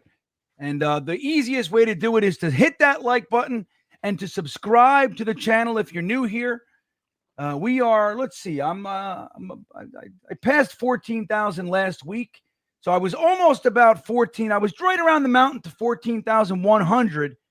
So to reach that first milestone on the way to 15. So I don't know if I'm there yet, but if you guys could help me out, hit that button and get me over 4,100 for this week, that would be killer. We're shooting for 15,000 for this season. And I know we can do it. I know we're there. But thank you guys so much. We're at 329 likes right now, and we have 490 in the YouTube side. 331, thank you. Whoever just hit it right now, thank you.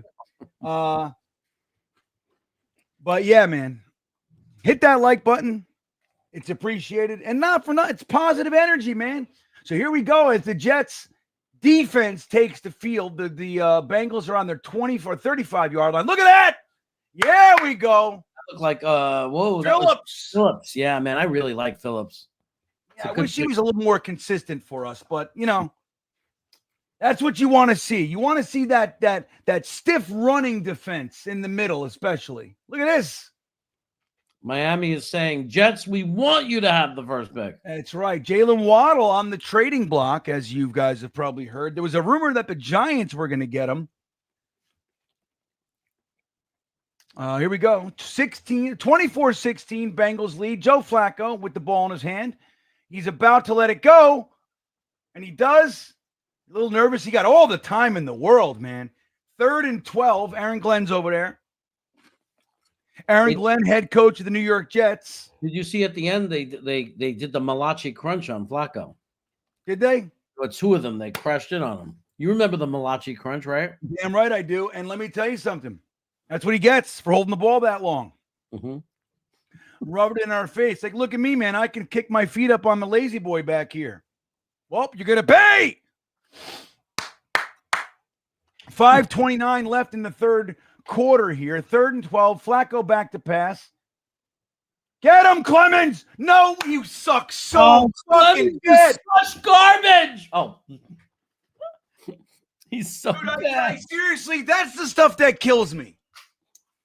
Dude, you got a 41-year-old man. Your arms are there. You're wrapping around and you can't fucking tackle him. Doesn't that kill you? Look at this. Look at this.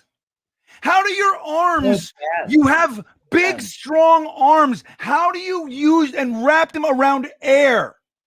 It's a 41-year-old man. He was a terrible, terrible player.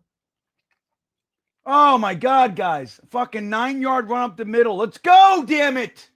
We had him, Jeremy. You had him going off the field. It's crazy. You had him. I figures it was Clemens. And now we're getting, like, look, you think about it. We had him off the field. And now you got 9-yard runs up the middle. They're now in our territory, just like that. Get him, damn it. Who's 26? Isaiah Oliver. He made the tackle. I'll just leave it there. But he did it like a pussy. You get a play like from Bruce Phillips like that. That's like trying to give you the momentum to get back in this game. Right. And then you get Clemens to do what Clemens always does. He's a loser. He's a loser, dude. He does just about nothing. He's a loser. He's taking up space. He's so big, so strong. And he can't do anything, dude. Let's go. Get him. Look at that fucking screen. Get him. Take notes, Jets. Take notes. That's how you run a screen. Yeah. Noah Fant taking the screen, getting that first down. Sheesh Louise. D-Royd checking in. Why doesn't Folk take the kickoffs? Probably because he's 74 years old and they don't want to ruin any, ruin that leg. For those of you need him to be accurate. For those of you that want to know how far off we are from being on top of our division. Oh my God. Oh wow. Did they do it? Did they fucking do it? It's an incomplete pass. They suck. He still couldn't do it. It's amazing. Come on, dude. I want to see it. Can we show it? Show the damn replay. Please. Aaron Glenn's ready to throw that fucking flag, man. Let's see. They won't even show it. Dude, why do I got to stare at this? Show me the replay. I hate this fucking shit. The I worst. hate everything, Jeremy. I'm getting grumpy, man. It's CBS. They're the worst. They're the worst. Like, why do I got to stare at this? You can just show me the play.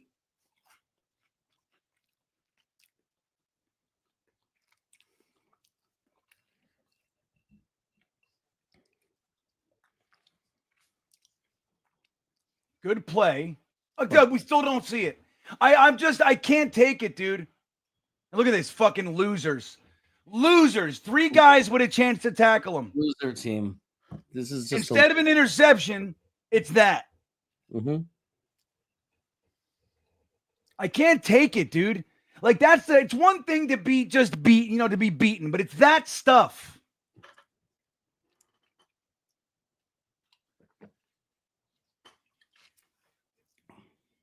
Can't get a turnover. Yeah, I mean, show the fucking play. Look at this.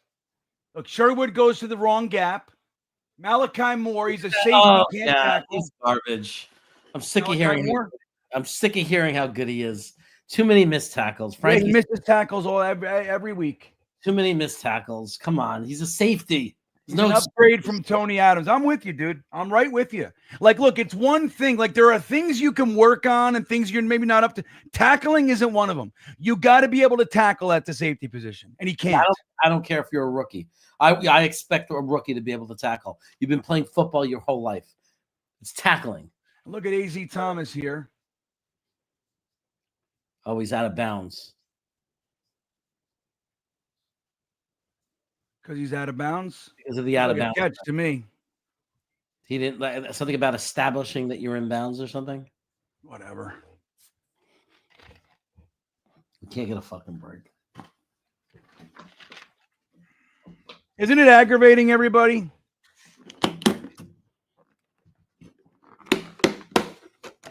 No, Beefy, that's a different Pirine. Thankfully. Because that would be even worse. You know? So 31 points, 31-16. Dude, see how quick, guys? Like, it's just a few little decisions, a few little things. Like, if Michael Clemens could just do what his job is, he had the quarterback in his fucking grasp. All you have to do is tackle him. You can't do it. Instead, it's a touchdown. And now it's 31-16 instead of our offense coming back on the field. It's just, that's the stuff. Like, look, again, like I said, I don't mind losing, right? I'm used to losing all that. The thing that bothers me the most, that really gets under my skin, are the things that we're watching now. Missed tackles. I can't get my brain around it. That at the NFL level, like, there are times, right, Jeremy, you get a big, strong running back and he runs into you and yet you can't quite bring him down. It happens, right? He's better than you, so to speak. He wins the battle. It happens. But when you got the guy, he's running and you're coming in from the side and you put your arms around him and he slides like you don't know, that shit kills me. When you can't just tackle. And it's so consistent. It's just, I mean, it was Salah's teams. They couldn't tackle. And you just move into Aaron Glenn, and he's bringing in tackling drills and the training camp. It doesn't, they just, I don't know what it is. And that's the shit that frustrates me. Offensively, here we go. Justin Fields back to pass, tosses it to Mason Taylor, who gets himself a first down and a little bit of change. Oh.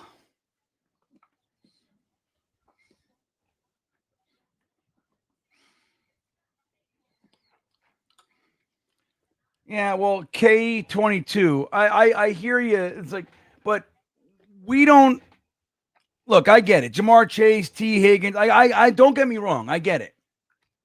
But then there's there's a level of it that I'm willing to accept, and then there's the level that I'm not.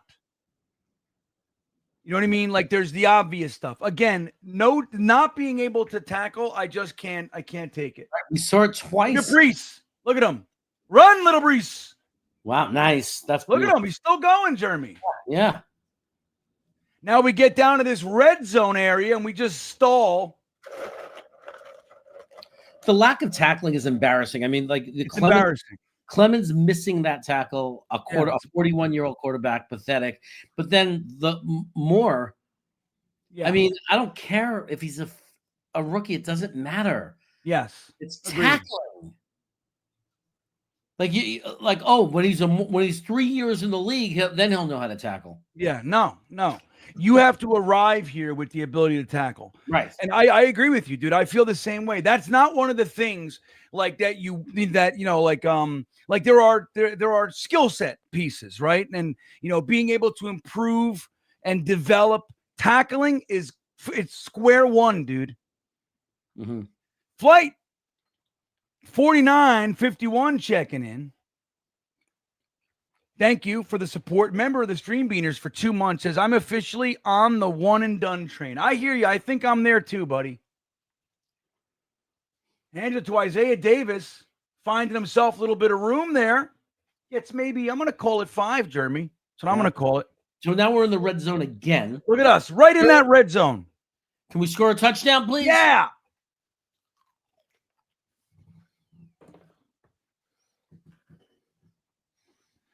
All right, let's do this. I'm going to do a poll. We're going to see how many of right now we got 529 on the YouTube side, got another 200, 300 on the X side, 310 on the X side. Our let's see. Look at Grandizer. That's my gift to you. I gave you Grandizer. Grandizer is he's a badass, dude. Like I so appreciate Grandizer. Like really, man, you're a great help, and I want you to know that, man. I try to say it every time, but I mean that. Like I can't say it enough. How much I appreciate your help. And Jeremy somehow feels like he owns you and said he gave you to me. No. Jeremy owns. That's what he's saying. His favorite providers. I'm just saying. I found. I know. I found them. Is all I'm saying. Yeah, no doubt. He's hanging out with you first. But no, he helps. You know where I found him? Payo Time, the Rams guy. You know my friend Payo Time. He does the Rams channel. I was on his channel once as a guest for a Jets Rams preview. And that's where Grandizer and I met. Oh.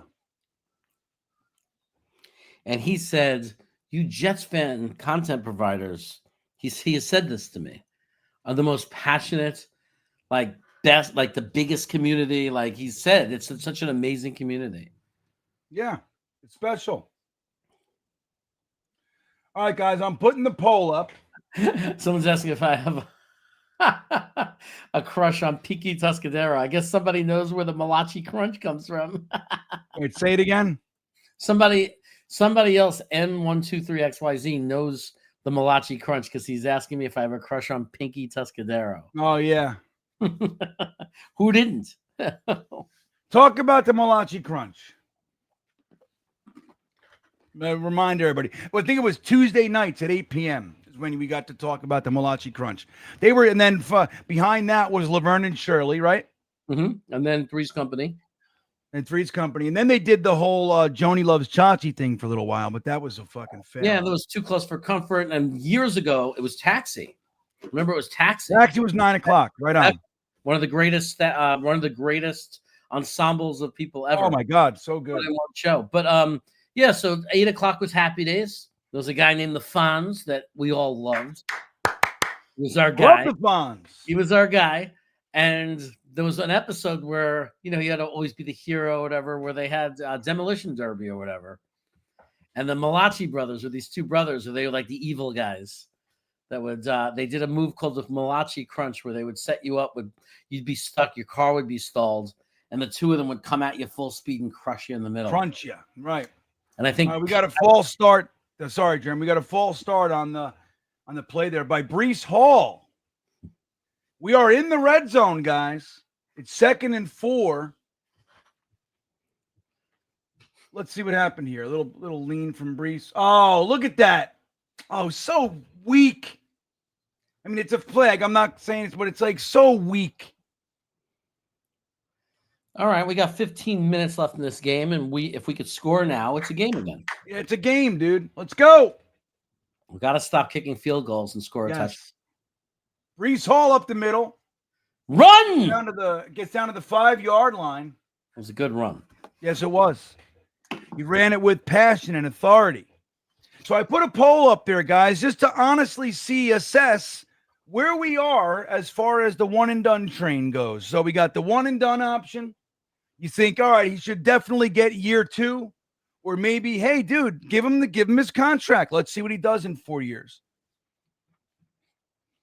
So, Jeremy, I'll after this play, I'll tell you about my poison ivy. Big news. All right, guys, 3rd and 2. We hand the ball off. Brees Hall. Fuck yeah! There it is. Brees Hall. Touchdown, Jets. This is a ball game, everybody. Aaron Glenn's going for 2, he says. He's not getting it, but we're going for it. Oh, that's he's going to find out now if we have a chance. That's smart. Figure it out now.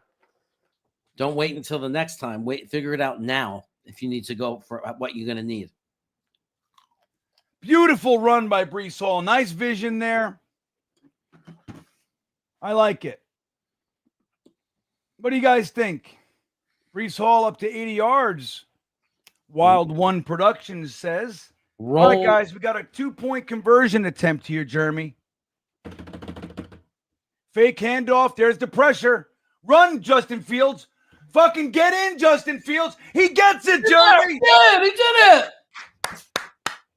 I'm psyched. I'm in.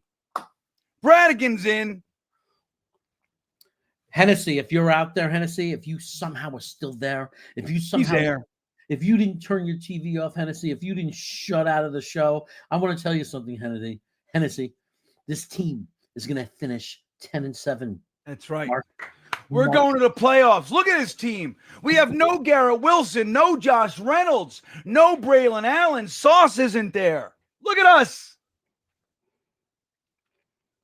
Dude, this team's just coming together now, Jeremy. O'Regan says, I never doubted Fields ever, not even once. There you go, buddy.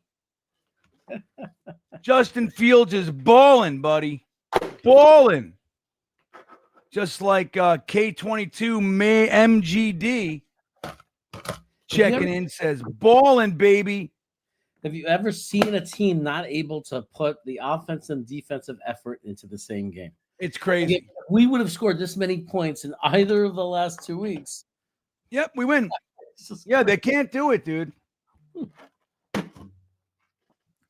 Beefy says, Garrett who? We got this Tyler Johnson guy running around. I tell you. SCO exists. I want to see how to say that. Coexist Ray. I'm going to call you Coexist Ray. There he is. That's some shit that only 3 other NFL quarterbacks can do. I love it. That's right. We have a unique, special guy. Justin Fields is special, guys. He's one of a kind. And if we use him right, we're going right to the Super Bowl. You hear this, Jeremy? I'm sure. All right. What? Hall of Famer. Cornelius agrees with me. Hall of Famer. Fields is going to Hall of Fame. That's right. Hall of Fame. He is a offensive coordinator away from being a Hall of Fame quarterback. Mm-hmm. Somebody saying special ed. What's that? Somebody just said special ed. Yeah. Right here. Mm-hmm.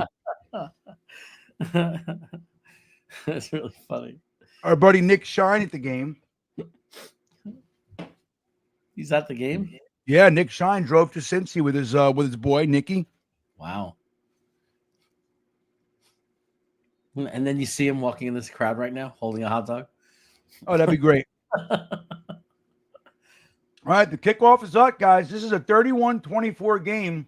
Look at him. Get him. There you go. Walker with the tackle. Look at Beck on special teams. What's he doing? He's everywhere. He's one of the guys who made the tackle, but he's everywhere. Beck, Yeah. the sniffer. That's right. Remind everybody, like S. Venuto is saying here, rest in peace, number 74, your great Jet of all time.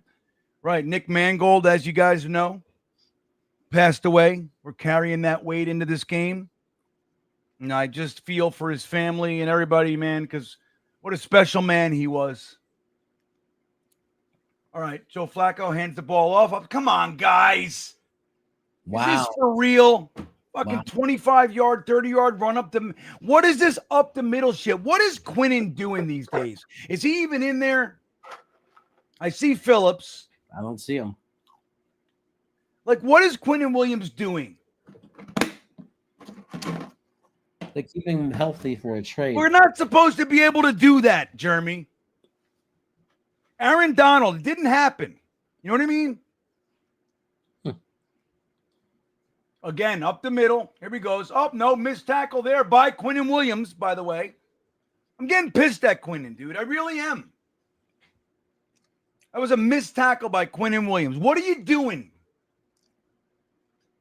I don't know how. I mean, he's supposed to be this premier top defensive tackle in the NFL. This all And he is, but it's like, dude, right? Like, where are you? Sick of it. Cashmere Black checking in says, should Jets try and play spoiler to other teams? I don't know about it. I'm not going all that far yet, Cashmere Black. I'd like to win this game, though. I really would. Look at that pitch to Jamar Chase. Quick. Oh, fucking Quincy. What are you doing, dude? Jesus Christ, they can't tackle. Did you see that? Like, They Quincy, don't he know was how to like, tackle. it was like he was sliding down the line like he was going to blow him up, and he just misses it. Just I'm so sick of it, dude. focus on the guy's hips and make the tackle. 101. Right. Tackling 101. It's crazy, dude. I don't know, Cashmere. Edutane checking. Imagine we get 41 and win. Yeah. Oh, make it set. Wait, so that would be 72. It would be amazing if this ended up with like a 74. Look at this, guys. Quincy again. Fucking missed tackle, missed coverage. Wow. Get both Williams out of here. Well, this is the thing with Quincy, too. Like, I genuinely like him. And when he's on, he's so good. But he is so inconsistent, dude. He's one of those guys. You never know what you're getting with him. It's true. Even in, well, usually he does it like when he has a good game, he has a good game. But this one, he's been all over the place. Really great one play and then just a complete mess the next. E-Boogie, let's effing go, boys. Believe for 74. Right, E-Boogie? Let's go, damn it.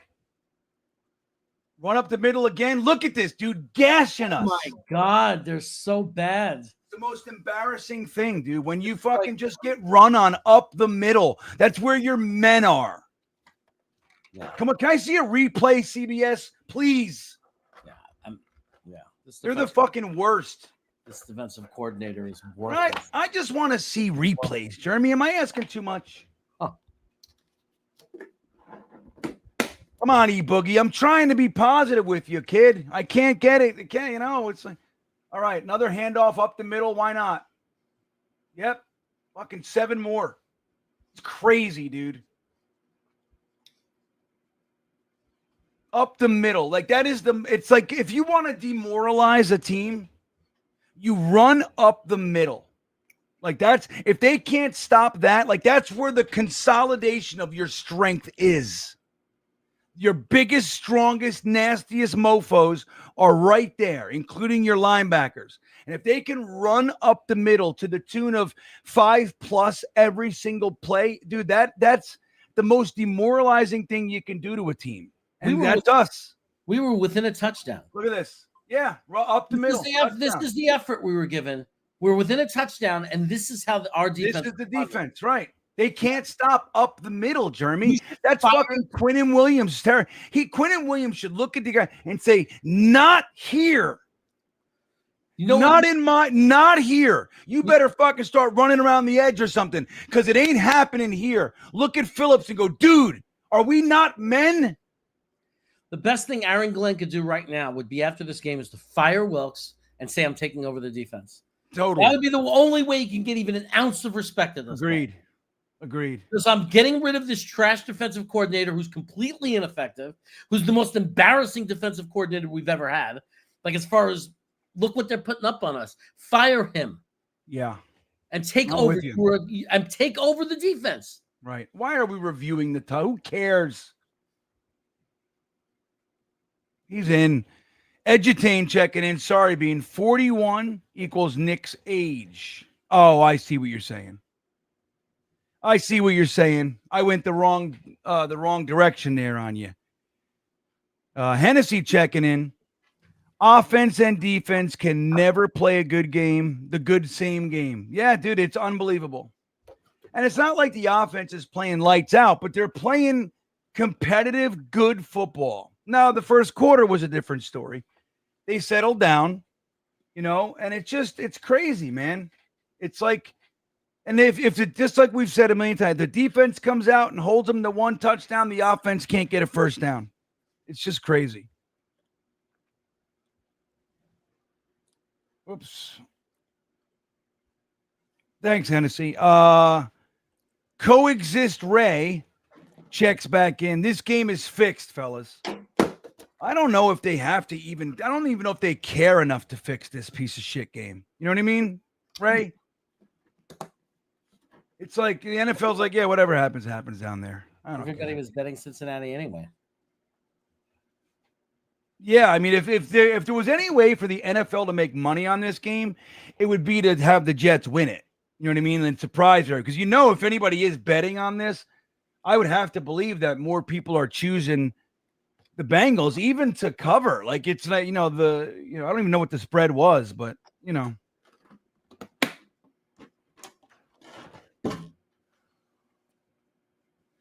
Planet Nick says, thanks, Ray.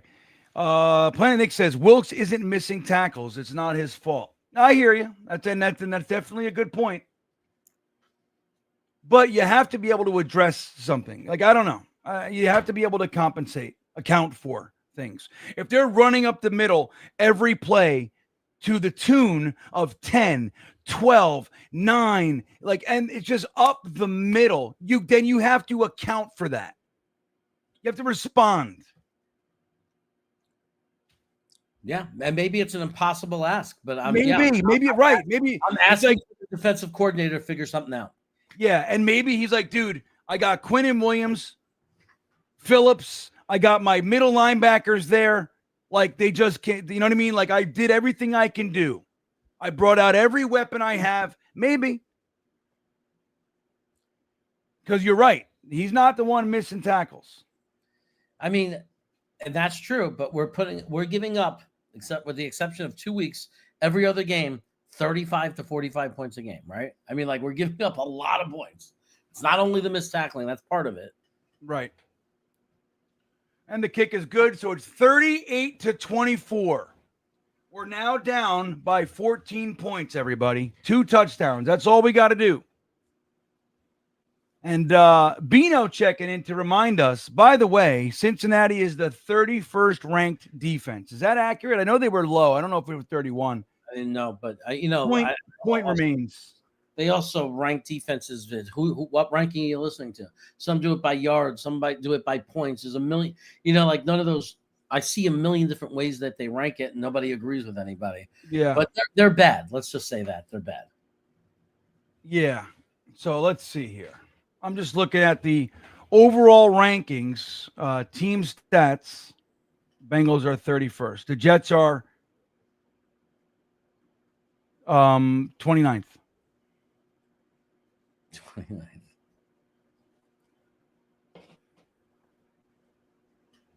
Unbelievable. It's not good. I'm so sick of it, dude. I'm just running out of gas. All right, let me end the poll here. Hopefully you all got to vote because I'm genuinely curious. Let me see how many people voted. 224 out of 529 voted. Let's leave it up for another minute. Guys, get your vote in. Like, I'm genuinely curious to see like where everybody stands on like what you think about Aaron Glenn and his future here. So the poll is up. I'll leave it up for one more minute. The kick is up. 38-24 with 10-20 left. Look at this guy running straight up the middle. He's like, hey, how you doing? Gets to the 40. Good return. I bring in that I'll kid. I bring in Arian Smith, and I tell him just run and don't Toss stop. it. And then you chuck it. Run and don't stop. Run, Forrest. That's what I'd yell at him. Run. Right. All right, guys. I got a guy, so I see 6 more people voted. Let's go. Get your votes in on the poll, just because I want to know. I want to know what you guys are thinking over there. Justin Fields back to pass, tosses the screen to Isaiah Davis. He's moving and shaking, gets himself a bit of full of 4-banger, maybe 5. Yeah. Took a lot of time for that 4 yards. Look at this. Jets offense. Today, 24 yards. Or 24 points, total yards. Look at us. We're doing better today. Look at us. It's one of the greatest games we've ever had. Look at it, Jeremy. We're built for this shit. I want to remind you guys, after the game, we will hang out and watch the Aaron Glenn post-game press conference. So we'll hang out for that. We can keep chit-chatting. Another screen. He drops it. He's a fucking loser. Terrible pass, though. Really low pass. The whole thing. Did you see the way he jumped on it? Like Yeah. he was like setting up for a dive, like in the Yeah, Olympics. like, what are you doing? That's really funny. Like, the pass is behind him and low. Boop. Oh, Yeah. that was funny. Huh. It just looked funny, like a frog. Yeah. All right. Got another 2. We got 272. Well, there's going to be about 200 of you guys that don't answer the poll. But either way, I'll end it in a second here. Justin Fields, he's loading up. Run, buddy. Get that first. Oh, no. Ouch. Hit his head. Brady Cook. You got to go for it. It's going to be 4th and 1. Here we go. You got to go for it. GOFORIT. Exclamation point.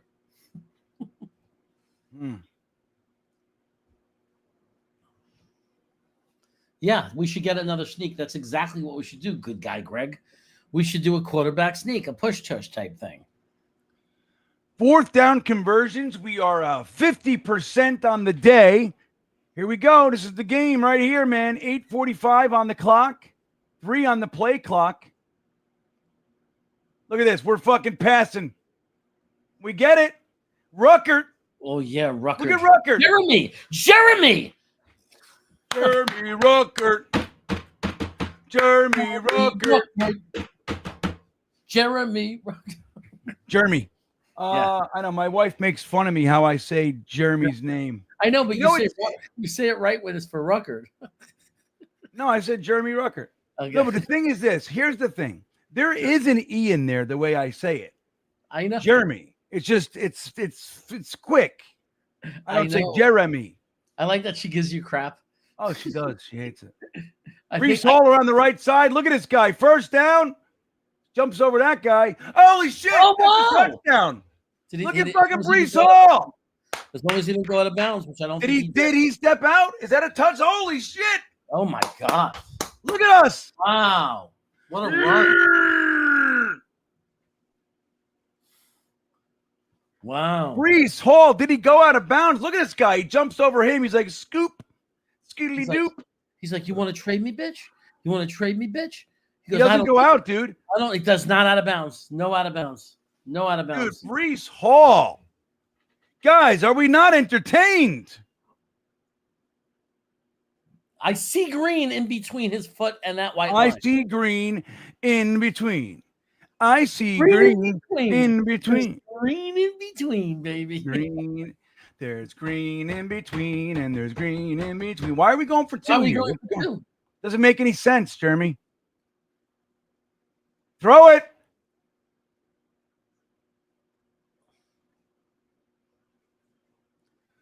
Oh, my God. He didn't get it. It's incomplete. It doesn't matter. The ball wasn't in there anyway, kid. They're saying touchdown. They're saying no. The referee wins. Oh, my God. Why did we go for 2 there? I don't understand. We want to pull within 7 points. But I don't understand. Just get the fucking point. It doesn't matter. He doesn't get in the end zone, guys. It doesn't fucking matter. This is not us going for positive yards. It had to be a catch, and his feet were in the end zone. Does that matter? The ball didn't break, right? Does feet in the end zone matter? No, it's the ball, dude. It's always the ball.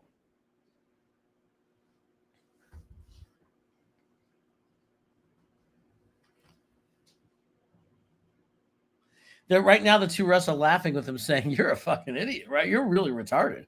Yeah, like you might be, yeah. You don't know math, do you? Because I mean, no, the tip of the ball there, if it's a catch, the tip of the ball does look like on that view, it does look like it touches the end zone. Like it was on the plane. Yeah, I mean, that quick view, it looked like that for a second. I mean, I don't know if that's accurate. They'd have to say it was a catch, and they'd have to say he had possession when the ball was on the plane, right? Uh-huh.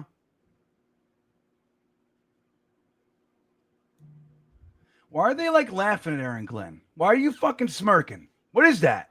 Like, dude, you're the Jets. Shut the fuck up. Can't believe he went for it. Like right there. Look at it. The ball is, if he's got it. Yeah, that's broke. That's the.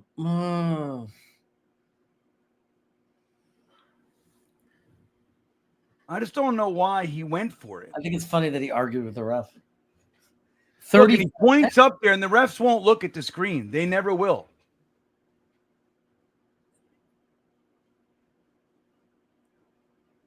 Holy shit! It worked! Aaron Glenn, do your dance, Aaron Glenn. Do your fucking dance. He's starting to do the dance. Do your dance. He did the thing like. Look at the Jets. Aaron Glenn lobbied and fought, and he did it. Dude, that's incredible. Let's give some credit to Justin Fields, by the way. Yeah. Amazing. That was a good job by Justin Fields. You got to give a guy credit when he deserves credit. We need a safety. We need a safety in this game now. Dude, it is a 6-point game, everybody. Let's go, defense. Look at those girls shaking their derrieres. Look at them. Derriere dance. Shaking their derriere. All right, I'm ending the poll after that. We got 302. We made it over 300, so we got another 50-something votes, which was great. Hold on. The kick is up. It's caught. He's running. He's past the 20, and he's upended. He's upended. That means his end was where the up is. That's right. All right, guys. So the poll is done, Jeremy. These are our results. So I asked, where are you on the AG one and done train idea? One and done wins with 49%. So almost half of the whole group is on the one and done train. Give one more year, 33%. So that's pretty substantial. And 18% say, dude, he's give him the 4 years. Even though I think his contract is 5, but give him the 4 years and let him build his team. Okay, we got a screen to Jamar Chase behind the line. Get him. Oh, he dropped it. Pass. Oh, so that's incomplete. It looked like a backward pass to me. That shouldn't be incomplete. That should be a loss. Maybe I'm wrong, but it looked to me, right, Jeremy? Did it look like a pass? Be like a backwards pass? That's what I'm saying. It could have been, but I mean, once they call it like that, they call it because the whistle, the whole thing. Yeah. No way to know. I don't think you can argue where he would have been.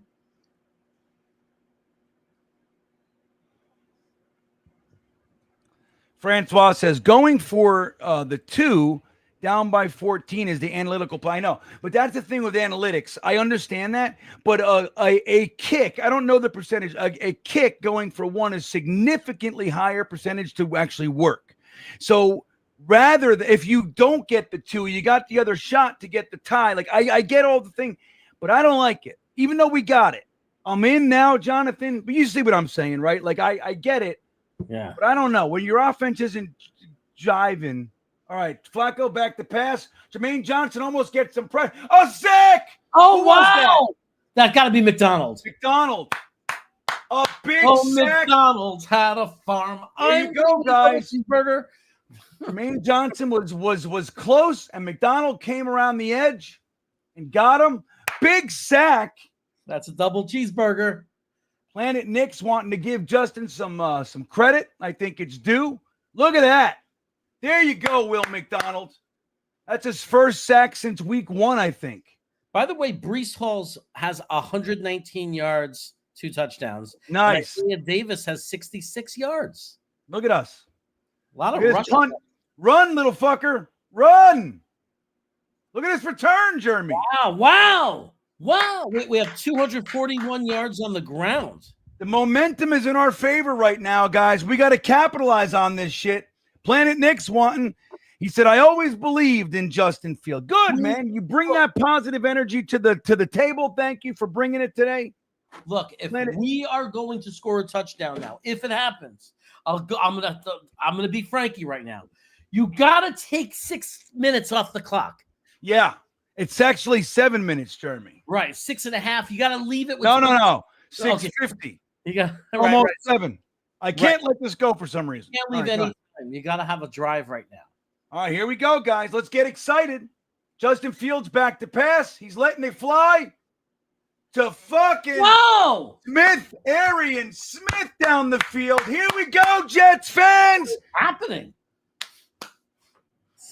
Planet Nick says, I've been a Justin Fields truther the whole time. There you go. Good. Bring that positivity, baby. Hennessy says, offense got momentum. Let's go. Right, Hennessy. Hennessy knows the deal. Momentum is one of the last thing that cannot be quantified.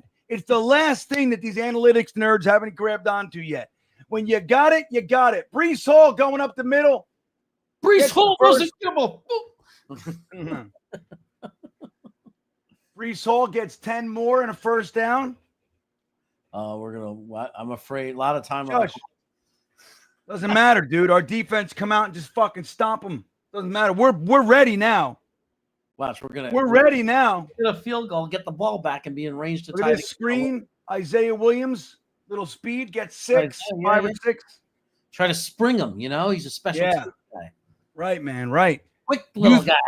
Youthphoria checking in. Do it for 74. Right on. Let's go, everybody. Mangold. Do it for Nick. Do it for Mangold. Right. Look at Buffalo, 40-9 against the team that just beat us. Cool sound. Yeah, you like that? They're gone. Breece Hall up the middle. Gets 3 or 4 more. It looked like it was going to be a first. He just kind of stopped. Somebody got his chest and kind of pulled him back like this, Like he was like that. He was running and then boom, it was like that. He was like, oh.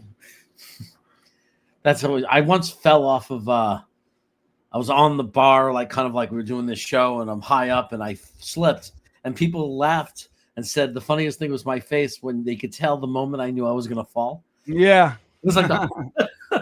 All right, Justin Fields, 3rd and 1. He's fighting for it. I don't think he got it. They might give it to him. It's going to be close. Do they still measure? I haven't seen a measurement in years. Use that digital thing. Yeah, it sucks. Takes all the.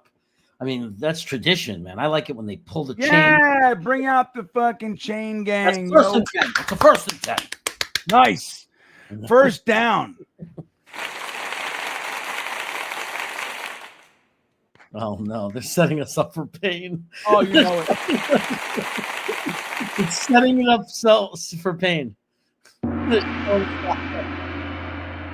All right, Justin Fields. Look at that. Beck's in motion. Here he goes. He's throwing it. He's not. He's throwing it now. Here he goes. Isaiah Davis. Wow. 9-yard gain. I'm having fun. Yeah, but this is being set up for so much pain. I know. But I'm having fun, damn it. So much pain. J Energy or Genergy checking in. Keep playing with heart, baby. Do it for 74. Let's fucking go. There you go, Genergy. I will say this. Doesn't look like we've given up. No, we haven't given up. All right, guys. We're going to go. We're going to the playoffs. Here we go. Justin Fields under center. Isaiah Davis back. Gets the ball. He's hit behind the line. Oh, God. That was immediate penetration. That Brees Hall in there. Come on. I know, right, dude? Come on. We got to score here. This isn't a fucking joke. Get Brees Hall in there. What are you doing? Who doesn't block here? Let me see that. It looks like it might be Myers. Yep. Myers, dude. Oh, he got eaten alive. He got eaten alive. Eaten alive. 3rd and 2 now. He lost a yard on that shit because Myers sucks. Let's go. Hurry, because you might have to, if they have to kick a field goal, then you have to get the ball back and kick another field goal. No, this is 2-down territory here, man. Of course. But you got to run the 2 plays, right? Lock. Look at this. He gets the first, Jeremy. Oh, my God. Mason Taylor. Good. Keep the clock. Let the clock go down. Let the clock go. They got 3 timeouts. That's Shit. right. 3 timeouts and fucking a fresh set of downs, yo. There you go, Genergy. Bringing that shit. They got 3 timeouts. Yeah. Oh, excuse me. That came out of nowhere. That's the problem is they got 3 timeouts. Jeremy, I'm not thinking about any of that shit. I want to see a score. Let's go. Right, Jeremy? Yeah. Cardiac Jets from Genergy.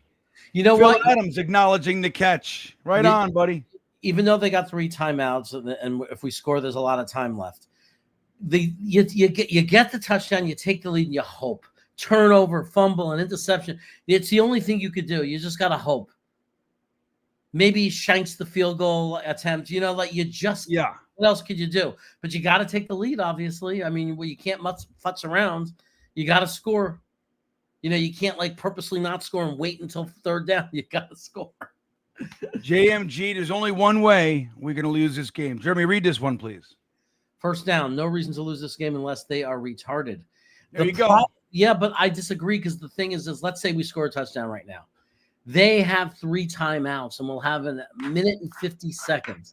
That's not retarded. We just might not be good enough to stop them. Well, but that's what he's saying. Like, so, you know, you got to manage this. It's clock managed. This is important. Yeah. This is where it all comes into play now. It's just you got to know how to win. You got to find a way to win. You got to find a way. Right. We got to get in the end zone, though. That's key. Like, I hear everything else, but it's key to score here. I see my Aunt Gina in the house. I see her. Hold on. Where is she? She's there somewhere out there. There's Gina. Aunt Gina says, wait a minute. Oh, you are making the game sound exciting. Finally, I'm not getting to watch the game, so I appreciate your play-by-play. Well, there you go, Gina Arena. No, you're not Gina Arena anymore, are you? You Gina Sirecki or you Gina? I don't fucking know. Anyway, Gene, I love Aunt Gina. I'm glad you're here. I'm glad that we can make it sound exciting for you. Here's the simple truth of it all. It actually is exciting. Took her little 4th grade nephew to the bar to watch a Jet game, and so 4th grade. Yeah, I was. Was that? No, I was before 4th grade. I was 10. What age are you? 4th grade. Then. I was in 5th. I was in 5th during the Buffalo game, so you were in 4th during that game, which means the next year, which was your year, yeah, you were a 5th grader. Wow, I feel younger. I feel like I was younger, but maybe I guess you're right. You know what though? I was ahead. So I stayed back in 4th grade. I was actually I was like ahead. You know, like I wasn't when I stayed back, I was with my age group. You know right, I mean? right. Joe the Jet G, Mangold guiding the run game right now. Flacco's going into the tunnel. What's wrong with him? Justin Fields under center. Mason Taylor in motion. It's a pitch to Brees to the right side. Everybody's waiting for him, though. Look at this. Holy shit. Brees Hall. Oh, my God. That's Mason Taylor, baby. It felt like something like that. crazy trick play. You know what's funny? The way Brees was running, it felt like something weird was happening, didn't it? It was like, what the hell are they doing? They were calling him a bust 3 games into the season. They were calling Mason Taylor a bust. I know, but people are dumb. People are so stupid. Do I get the points for that, for Brees Hall throwing the pass in fantasy? I get the points for that, right? Yeah, he threw a pass. I don't know how they do it. But... All right, now here we go. We're going to see if we take the lead here with the Nick Folk kick. Don't shank this. He makes it. The Jets have their first lead of the day with 1:54 left. Like Jeremy said, now we can switch from being elated and excited to holy shit, we made a big mistake and gave him too much time.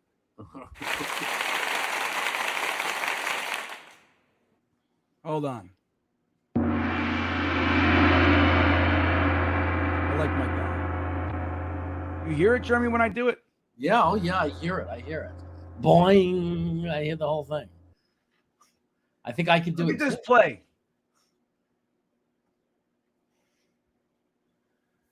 Wow. Mason Taylor, Brees Hall. What an amazing Tanner Engstrand. Can we show a little love for our guys? We've been ripping them new buttholes for weeks. Let's hear it for the boy. Are you good? Was that you? Did you do that? I was like, wait, how the hell did that happen? Youthphoria checking in, doing it for 74. Right on, baby. Genergy checking back in.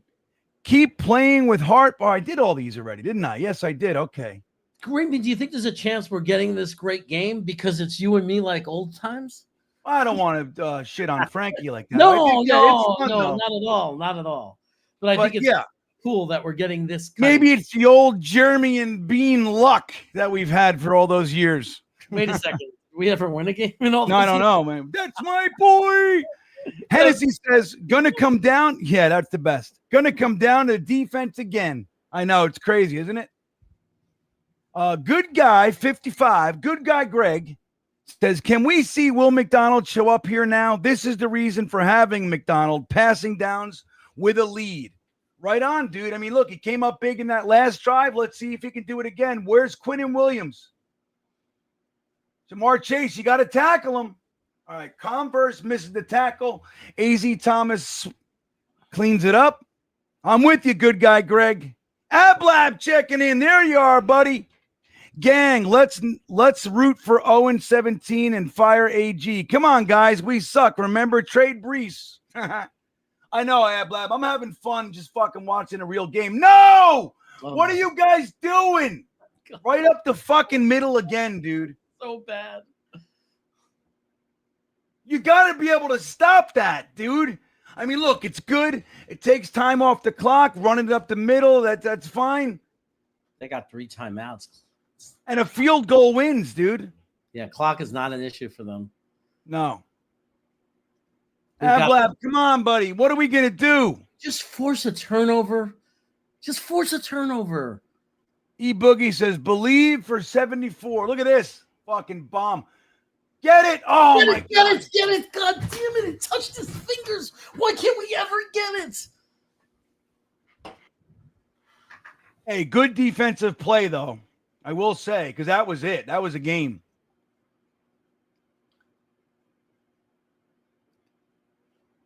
Oh, God. I know. We just can't get the pick. Sherwood and who's that? Malachi Moore? Malachi Moore almost had the pick. All right, 2nd and 10, 42 seconds left. Right up the middle. They finally stiffen up. Quinnen Williams with the tackle. McDonald's helps. McDonald's actually. Yeah, finally, Quinnen steps the fuck up and does something today. He's been shit all day. There's their timeout. 3rd down. Come on, let's force a 4th. At least put 37 seconds left, Jeremy. 3rd and 9. 39 to 38. New York Jets leading by 1 point. 37 seconds left in the game or in the 4th quarter. Yeah, I mean, there's no way to tie it. Just get it to 4th down and give us a chance. Yeah. Just give us a chance. Get it to Give 4th us a down. chance. Give us a chance. Right. Get us within one play of ending the game. Come on. Get Joe it to Flacco, ball in his hands. Here Right comes now. Look at this pressure up the middle. Jermaine Johnson Get him. forces the. All right. He forced Flacco to throw it too early. Throw it away. 4th and 9, flags. everybody. No flags. We just got to stop. 4th and 9, everybody. We just got to stop him on 4th and 9. That's right. We got 667 YouTubers, 356 on the X platform.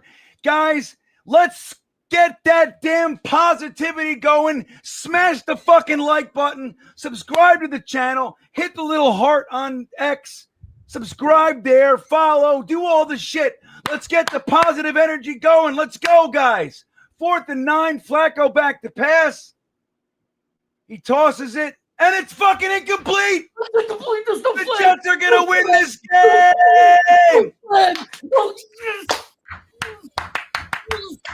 Yes. Yeah. I don't care. 0-17, whatever, dude. I fucking like it. It's No finally- flag on the play. Jeremy, what are you saying? Why do you look sad? Oh, no, I'm happy. It's just finally over. Dude, Finally over. The Joe losing- Flacco can't do it. I Oh. love it. Thank God. And Anthony says it best. We're going to the Super Bowl. That's it, everybody. It all starts with one win, and there it is. And you know what I think? I think it's because Aaron Glenn didn't let them know who the starting quarterback was all week. That's why we won. Look at this shit. Congratulations, Aaron Glenn. Congratulations, Justin Fields. Congratulations, fucking Nick Mangold, everybody. Put some hearts in the chat. Hearts, green hearts, red hearts. Do it for Nick Mangold. Let's see an outpouring of victorious love for the great Nick Mangold, everybody. The The Mangold Jets find a miracle. way to win. There's that fucking security guard. Get him out of there. Phil Adams says it best. It's the Mangold miracle. The Where is it? Mangold miracle. I love it. I love it. Like E Boogie said, believe for 74. Let's get the it's beautiful. Look at the chat right now, Jeremy. Look at it. Look at all those hearts. For Mangold. Get those for hearts in Mangold. there. Right. White hearts, green hearts, red hearts. Hearts for Mangold, baby. Right on. Amazing, guys. Hit that like button. Let's go. We're going to be hanging out here for the first ever victorious Aaron Glenn post-game press conference. Justin Fields, no interceptions today. Perfect game.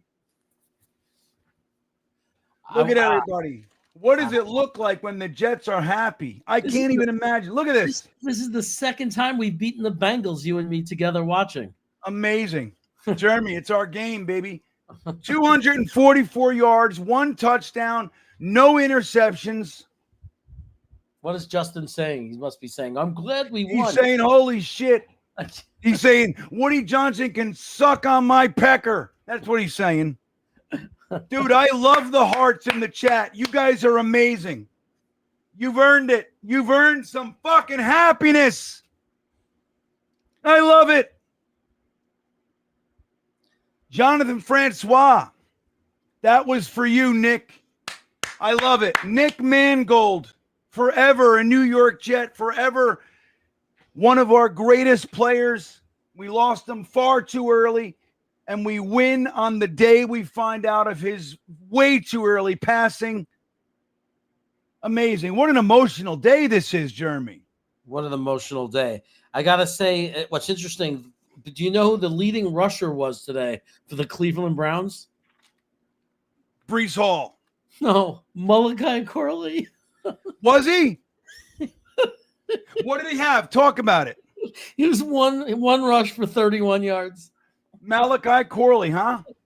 I swear to God. That's hilarious.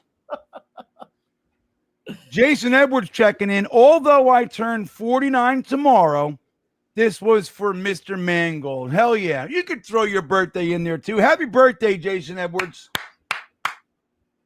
This is a Nick Mangold, Jason Edwards victory. I can't wait to hear what Aaron Glenn has to say. We're going to be hanging out for the post-game presser, guys. Let's get your comments in there. I want to bring up as many as I can. Hold on. Planet Nick's. He stayed true to Justin Fields the whole time. He says, what you say about Wilkes, Jeremy? What do you say about Wilkes now, Jeremy? I say that he's still a terrible defensive coordinator so far. He's been on 4 different teams in 4 years. I'm not going to sit there and say I'm celebrate him as a defensive coordinator because we managed to get a hold on 1 drive out of 8 games. Right. At the same time, I'll say he did a good job. Good job today. Right. Good job on that drive for sure. Right. Let's not taint this with, shoulda, woulda, couldas, I told you so. Let's not taint it, Planet Knicks. Let's just all be fucking friends today. You might look silly 5 games from now. So let's not sit there. Right. Who cares? Right. Let's just look, guys, we all endure this together. We all feel and we endure it our own ways, right? How it impacts us is unique to us.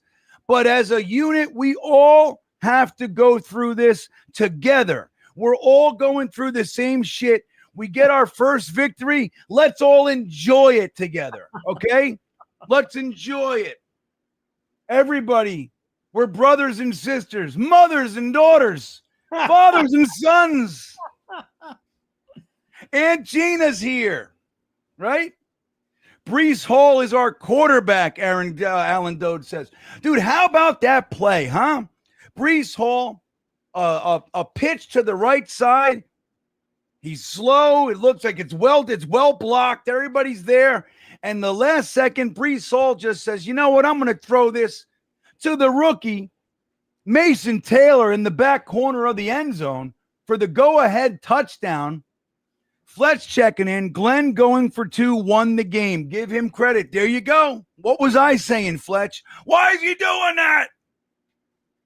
We've gone for 2 more times this season, I think, than ever before. Would you agree, Jeremy? I don't recall going for 2 quite as much as we've seen this year in the first 8 games. Pretty amazing. Hard to remember. Yeah. So, Fletch, I'm with you, buddy. You got to give credit where credit is due, my friends. And credit is due. What is this? Zubin Pump. Zubink. There you go. Zubink it is. Great game for 74. Yeah, man. Thank you for the support, the $20 super chat. Much appreciated. And I agree 100%. Great game for Nick Mangold today, guys.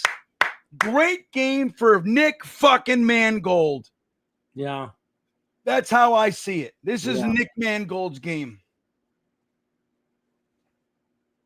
Thanks, man. Planet Nick's checking back in. I love you guys. Let's go, Jets. We love you, dude. Jeremy, hang out. What are you doing? You texting people? What's going on? I'm looking at my fantasy football. Fuck that, man.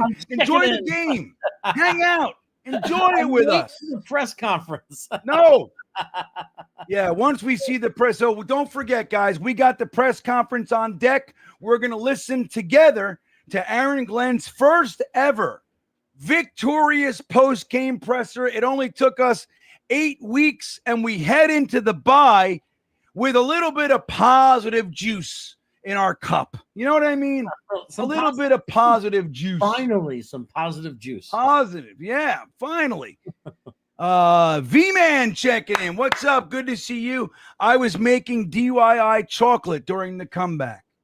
Well, maybe that had something to do with it. A little chocolate for the head. Nothing wrong with that. Dude, let me say this. Fucking Brees Hall was a man possessed today.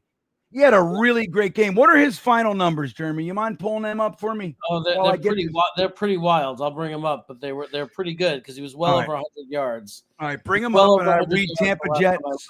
All right, hold on. Go ahead and find that for us. Tampa Jets fan checking in. Let's be honest. We are all on the verge of tears for Nick. Right on, dude. I'm right there with you. Okay, so this is the Mangold miracle. Like Phil Adams from the UK said, he came in with the comment of comments, this game should be labeled the Mangold Miracle. That's how I agree with it 100%.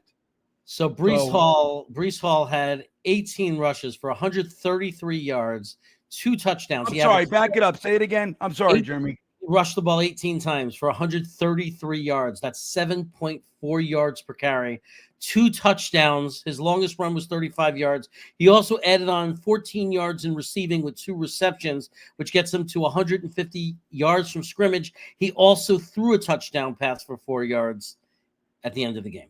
Nice. Look at those wackadoodle stats.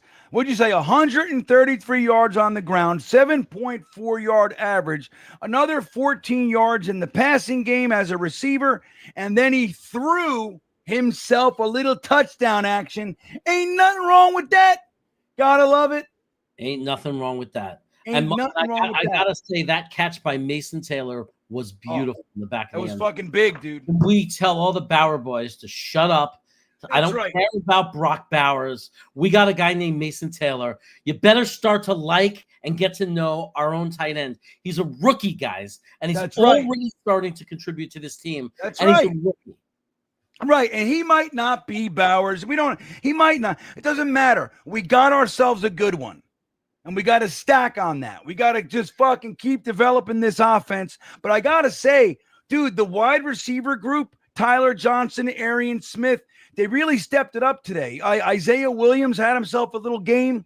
They stepped it up with Garrett Wilson not being able to play, Josh Reynolds not being able to play. The rest of the group really stepped up today at the front of that. Tyler Johnson. We got a Bears fan checking in. James says, Bears fan here. Justin is the real deal. Well, I don't know there, buddy. Let's give it a little bit more. We're happy today, but thanks for the love. Appreciate you hanging out. And look, why not give Justin a little bit of love today? A little bit of, let's fucking give him his shoes back. You know what I mean? We've been picking on him for a little while. Let's let him have his shoes. He took a lot of crap, right? Obviously, he had the owner call him out. He went through a lot of crap. You know, I'm not going to talk about the future or him as the quarterback of the future or none of that matters right now. In this moment, we can give him credit. He played a great football game, and we're allowed to give him credit for that. That's right. We're allowed to. Kyle Spruell. Dude, let's congratulate Kyle. This is his first ever super chat. Welcome, buddy, and thank you. I'm glad that it was here. I'm honored that it was this channel.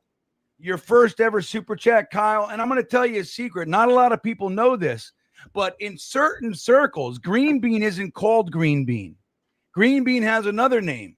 And it happens to be Kyle. Wouldn't you be? Isn't that weird? Everybody looking. Do I look like a Kyle to you? Kyle just gave to Kyle. So Kyle donates to Kyle. Love it. Yeah. There you go, Kyle. Thank you, my friend. Dante, the great Dante checking in, says, I think AG literally told Tanner to call a better offense. He said, hey, dude, be better. Do better things. Call better offense. Dante, I think, like, at some point, right? Like, I know that maybe there's reason to not be, 100% confident in Justin Fields for this reason or that reason. But at some point, dude, he's the quarterback.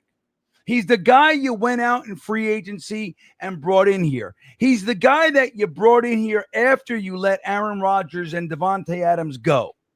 Yeah, at some point, you got to just live and die by that fucking choice and let him do what he's going to do. You got to let him get warm, let him get hot. Like this whole idea of switching over to Tyrod Taylor, like I hate it. I mean, as bad as Justin Fields looks, the idea of just that week 8 giving the team to Tyrod Taylor, I feel like, I'm glad he had today's game. And to the people complaining that we won and saying, there's somebody in the chat complaining that we won, saying all we're going to do is not get the first pick or whatever. Yeah. You know what?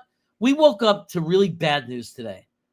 And it's just shameful and pathetic to regret a win when you lose a player like that meant that much to our fandom and our organization. That's for Nick Mangold, man. I don't give a crap about a draft pick. I care about the fact that today was a day for our organization to remember and to honor a great player who played for us. Correct. And it was great that our organization got the win today. Agreed. Well said, Jeremy. Now that said, I'll trim off just a little of the edge that Jeremy had there. I understand the sentiment, and you're not a retard or anything. But I agree with every word Jeremy said. Only thing I'll say is, guys, we were never going to go 0-7. We were always going to win 1 or 2. It's going to happen. It's harder to go 0-17 than it is to win a game or 2. It is. Like that's why so few teams actually do it. There's only a handful of teams that have gone through the entirety of the season and didn't win one single game. There's only a handful of teams that have ever done that. So we were always going to win 1 or 2. If that's the case, best case scenario is that it's done today for the reasons that Jeremy just outlined. It is. We woke up to some really bad news today. And if you can win, it's small potatoes in the grand scheme of life, right? But if you can win on the heels of that news and at least put something positive on the day, he was a tried and true Jet, inside, outside. Like, look, Nick Mangold, he stayed here. He stayed an active, out front, visible member of the Jets community, and he's a Jet. He bleeds green. So if the team can do anything to make it positive, you know, winning on the day of his passing, I think it's a great thing to do. If we were going to win a game, it might as well be today. So I'm with you, man. One of the ones screaming and yelling about accountability. Yes. And I don't know what happened. So if he did something, said something, whatever it is, we don't know 100% what's going on, but I have to assume it's something about holding him accountable for something he did. So yep. I am not going to complain about it. I love it. Right. We don't know if it was disciplinary, as far as, you know, something he said or did, or just maybe some field, you know, hey, you're not good enough, whatever it was. Whatever it might be. I'm a fan of it as well. I think that's what you want to see. I want guys held accountable. I don't give a shit if their name is Jamie and Sherwood, Malachi Corley, Xavier Gibson in the beginning, fucking Quinnen Williams, Sauce Gardner. I don't give a shit what their names are. I want them held accountable. And if the team sees that, like, look, he's one of the captains on the defense, right? So if you can hold the captain accountable, that's messaging, right? That's what it says. I like it. Let me get a couple of these, and then we'll talk about the press conference real quick. Barney Miller, saying this is the Phil Adams. I love it. At least Phil Adams said it first in this chat, so I'm going to give him full credit, Barney Miller. But I love your support of it. This is the game that will forever be called the Mangold Miracle. I like it. Let's see. Alan Doge checked in with Breece Hall stats. 122.7 quarterback rating. No sacks allowed. No turnovers as a quarterback. Look at Breece. Gotta love it. One of the best quarterbacks in the NFL. Very efficient. Beautiful stats for Breece as a quarterback. Swamp Ranger checking in. We need the Saints to win, the Titans to win, and we still have our number 1 overall pick. Yeah. It's crazy, right? Like, dude, with no wins, you shouldn't be that thin of a fucking margin. We need the Ravens to win. We need these teams to win, damn it. Did the Dolphins win? The Dolphins won today, 34-10. So that's good. That pushes them out of at least keeps them one game out of it. Some of these things could change just as from strength to schedule. Yeah. Like right now at this moment, this is the case. But even with the same amount of wins as these two teams, strength of schedule sometimes changes, right? And I think it's just way too early to start. Yeah. You know what I mean? Because by the time it's over, the Saints might win 2 or 3 games. The Titans might win a couple. Like, it's too early for me to start tracking it that specifically. I'm glad Miami won. That's the team I really don't want picking ahead of us. Yeah. Because they're definitely going quarterback. You know what I mean? Yeah. So are the Saints are as well. The Titans probably not, although the Titans are going to have a new coaching staff next year. So they might too. They look, we've seen it before. We saw it, interestingly enough, with Steve Wilks. When Steve Wilks was the head coach of the Arizona Cardinals, they had a number 1 pick. So he was a rookie head coach. They had a first round pick, top 10. They took Josh Rosen. They went through the year. Steve Wilkes sucked. Josh Rosen sucked. They went out and they hired Cliff Kingsbury, and they had the #1 overall pick, and he fucking took Kyler Murray. So, like, who knows? Cam Ward, just because he's there now, doesn't mean that the new regime won't come in and go, we don't want him. But that they would have to go against the organization. Oh, if the rumors are true, there was a thing that went out the other day that the organization, that Tennessee is accepting trades for any player except 2 guys, and they named the defensive guy that's really good, and they named Cam Ward. But you're right. They might, a coach that they interview that they really want might come in and say, I'll take the job, but this is not going to be my guy. Like, I watched the film. Right. I'm not going to win with this guy. And they might have to just give in because they want, there might be a coach that they want. That's literally going to say, no, I'm not going to do it with this kid. Agreed. So you never know. So to our point, it's just crazy that when you are an 0-7 team, you would think that winning one game wouldn't catapult you out of the top overall pick. But dude, this is just part of the Jets story. We're never that team. Like, whenever it's somebody else, most of the time you win 1-2 games, you got the #1 pick on lock. Not us. Not again. We had 2 wins in 2020. And look, we got the 2nd overall pick. Fucking 2 wins, dude. And we didn't have the #1 pick. It's crazy. For me, yeah. What? I was just saying, for me, it's just too early to. It is to get stressed about that. Like, if we're 1-14, I very well might be rooting really hard for us to lose the last 2 games. If we're in position to get the first, that's fine. But at 0-7, like, with still a whole, like, half the season to go, I'm just not ready. I'm right there. We're lockstep on that one, Jeremy, I have to say. Big Green checking in, 11-7 for Nick. Rest in peace, number 74. Let's go. Right, dude? Why not? We're not out of it. We run the fucking table, and we're in the playoffs, man. Imagine that, Jeremy. Could you imagine? It's unlikely, right? But Justin Fields settles in. Breece Hall's on fire. We end up keeping these guys. We get rid of a Michael Carter, maybe an Alan Lazard, some of those guys, and we just end up running the table. Well, that would be 10-7, but maybe Big Green has us running a wild card game, and then and then he stopped. He goes, okay, we win the wild card, and then I'm not predicting anymore. As far as I'm willing to go. Let's run the table, win the wild card. We're 11-7, and now we're waiting for the divisional rounds to start. Right. I see an interesting comment from Bulldog too. He said, "Trade like a Jet." I like that. That's a good saying. A good saying. Bro Namath checking in, a member for 23 months. Thank you for the support. The stream beaners, guys, if you want to get involved in that, support the channel and get yourself some benefits. The join button is right on the bottom of the screen there. Appreciate all the support. Thank you, Bro Namath. He says, God bless your soul, Nick Mangold. May you rest in peace and shine down upon our organization every Sunday. I know maybe now we have somebody up there lobbying for us. Like, hey, guys, come on. Are you guys watching what's going on down there with the New York Jets? Can we get a little love? That'd be nice. But I'm with you. Beautiful sentiment, Bro Namath. And look, dude, sad day. And I'm glad the Jets were able to at least put some positivity on it. Of course, by comparison and all that, it doesn't do anything. But, hey, man, Nick was a true Jet. Nick Mangold was a Jet. If anybody was a Jet, it was Nick Mangold, especially for our former players and everything. Dude, he stayed visible. He stayed part of the organization, and he's a Jet. So, yeah, I think winning today, it's appropriate, and it's beautiful. It's beautiful, So, all right. I am shot out, dude. Wow. Dude, we fucking expelled some energy here, huh? My throat is hurting. It was, I had to take it down a notch. One is because I'm afraid, because I honestly, I had messed up my voice for 3 weeks.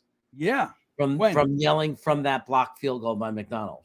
Oh my God. I lost my voice for 2 weeks. I was getting nervous. I thought it might be a scratch where it could go 6 months. And then the only thing it did was it gave me a cool singing voice. Like if I sung like American Pie or House of the Rising Sun, like I had a really cool scratch in my voice for that.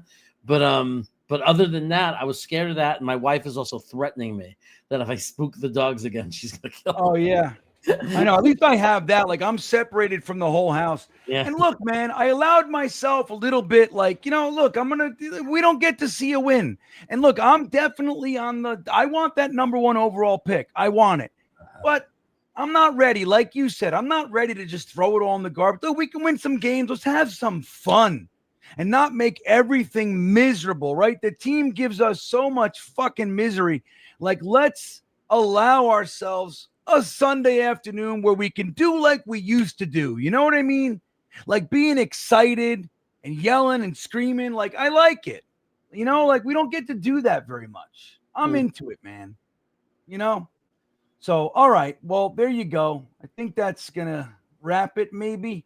I do want to point out, I want to remind you guys about the opportunity, guys. It's an opportunity, everybody, to get yourselves involved. This amazing benefit from the great sleeper, which, by the way, fantasy football. Wait, let me see. Where'd it go? I got to get this off.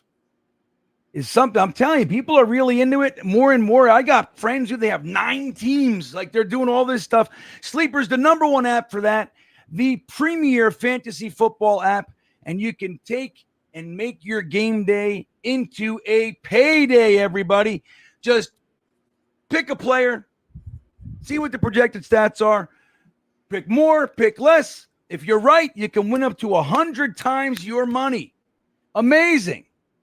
And take advantage of this opportunity right here. Get yourself a $100 deposit match, up to $100 anyway, using the promo code GreenBean. If you're not ready to do that just yet, don't worry. Sleeper's got you covered, because you can take advantage of this bonus, $20 to get you started. No deposit necessary. And if you're in, then you can take advantage of the Green Bean promo code to get yourself that deposit match. But guys, more stats, more information, more fun than any other fantasy or football app out there. Sports in general, not just football. Sleeper. The link's right in the description to give you guys a little bit of a jump, make it easy for you. And I thank Sleeper for hanging out with us today. Jeremy, what do you got coming up, my friend? Any news you want to let everybody know about the big thing you're doing or something? I do. I have a big thing to announce. I'm really excited about it. You know Dano, right? Dano's a really cool guy. He's a really good guy. Yeah. Likes him, really good dude. Right. He recently, his show went over 500 subscribers. He's monetized for a little, like half monetized. He's pushing towards 1,000. I think he's doing great work. I really like him. He's a friend of mine, and I like working with him. So we arranged to have a show every Sunday night. So tonight we're doing the encore show. Not the encore, it's the opposite, right? The grand opening, or whatever you want to say, the premiere of the Chaos in the Danger Zone. And that is at 10 o'clock tonight. DAYN is how you spell his name. Danger Zone, DAYN. Yeah, Danger Zone. Anyway, it's the inaugural. I'm sorry, he's calling it the inaugural show. It's tonight at 10 p.m. Eastern. And then, of course, Matt O'Leary and I, every week, Wednesday at 3 o'clock on Matt O'Leary's channel, do a show as well. And we love Dano. Dano's been here with us the whole time. And he's got his channel, Danger Zone, like you said, just past that first threshold on YouTube and everything. And we could support him. I think I've subscribed like 6 or 7 times. And all my channels are subscribed to Dano. So he really shouldn't be monetized. Yeah, no, hey man, it's part of the deal. But yeah, man. So look, the link to Jeremy's channels are right in the description of this video. Don't forget about his Brooklyn Brothers food review channel as well. The great Frankie from Flatbush, who was missed today. He's enjoying some time with his family. The link to his channel's in there, as well as is the great Gunny Gumby, TalkinJets with Tigo, the TalkinJets guys, Dom C. All the links to the crew's channels are right in the description. And show everybody some love. But just like Grandizer said, more important than anything, enjoy your victory Sunday. It's the first one we've gotten all year. Think about that, man. This is it. We've been waiting, and here it is. Like Paris said, maybe if the Jets started winning games early, we could be talking about potential playoff scenarios right now instead of draft pick scenarios. But hey, who knows? Maybe we go and run the table. We got a week to think about it, and we got a victory bye, dude. Nothing better than that, man. I'll tell you. Because boy, oh boy, this would have been a shitty 2 weeks. You know what I mean, Jeremy? I could keep this shirt on today and walk around Sacramento and hold my head up a little bit higher. Yeah, perfect. So, all right, man. Well, look, I love it. I lost my voice once again for the New York Jets. I like it. I'm in. But guys, thank you for hanging out. If you haven't subscribed to the channel, please do. Show some love for all the passion and energy that we hopefully showed you guys today. We did it. We got ourselves a victory, and I'm shooting for 14,000, or I'm shooting for 15,000 subscribers this year. We passed 14,000 last week. I'd love to get over that 14,100 mark today. Well, I was at like 14,080 or something like that, 70, something like that. So it'd be great. If you haven't subscribed, please do. On your way out, smash that like button. And with all that said, I hope you guys enjoy the rest of your amazing Victory Sunday. Have a great time, and we will see you next time. No, he fakes it. He's setting him up. Throws it to fucking Conklin or Rucker. It's really just the Jets chamber pot. Oh, we suck at stuff. To Garrett Wilson. Oh, what a catch! What a catch! That was all Zach, everybody. Oh, Quinn gets him. Yeah! Yes! Look at that. Oh, a real live offensive touchdown.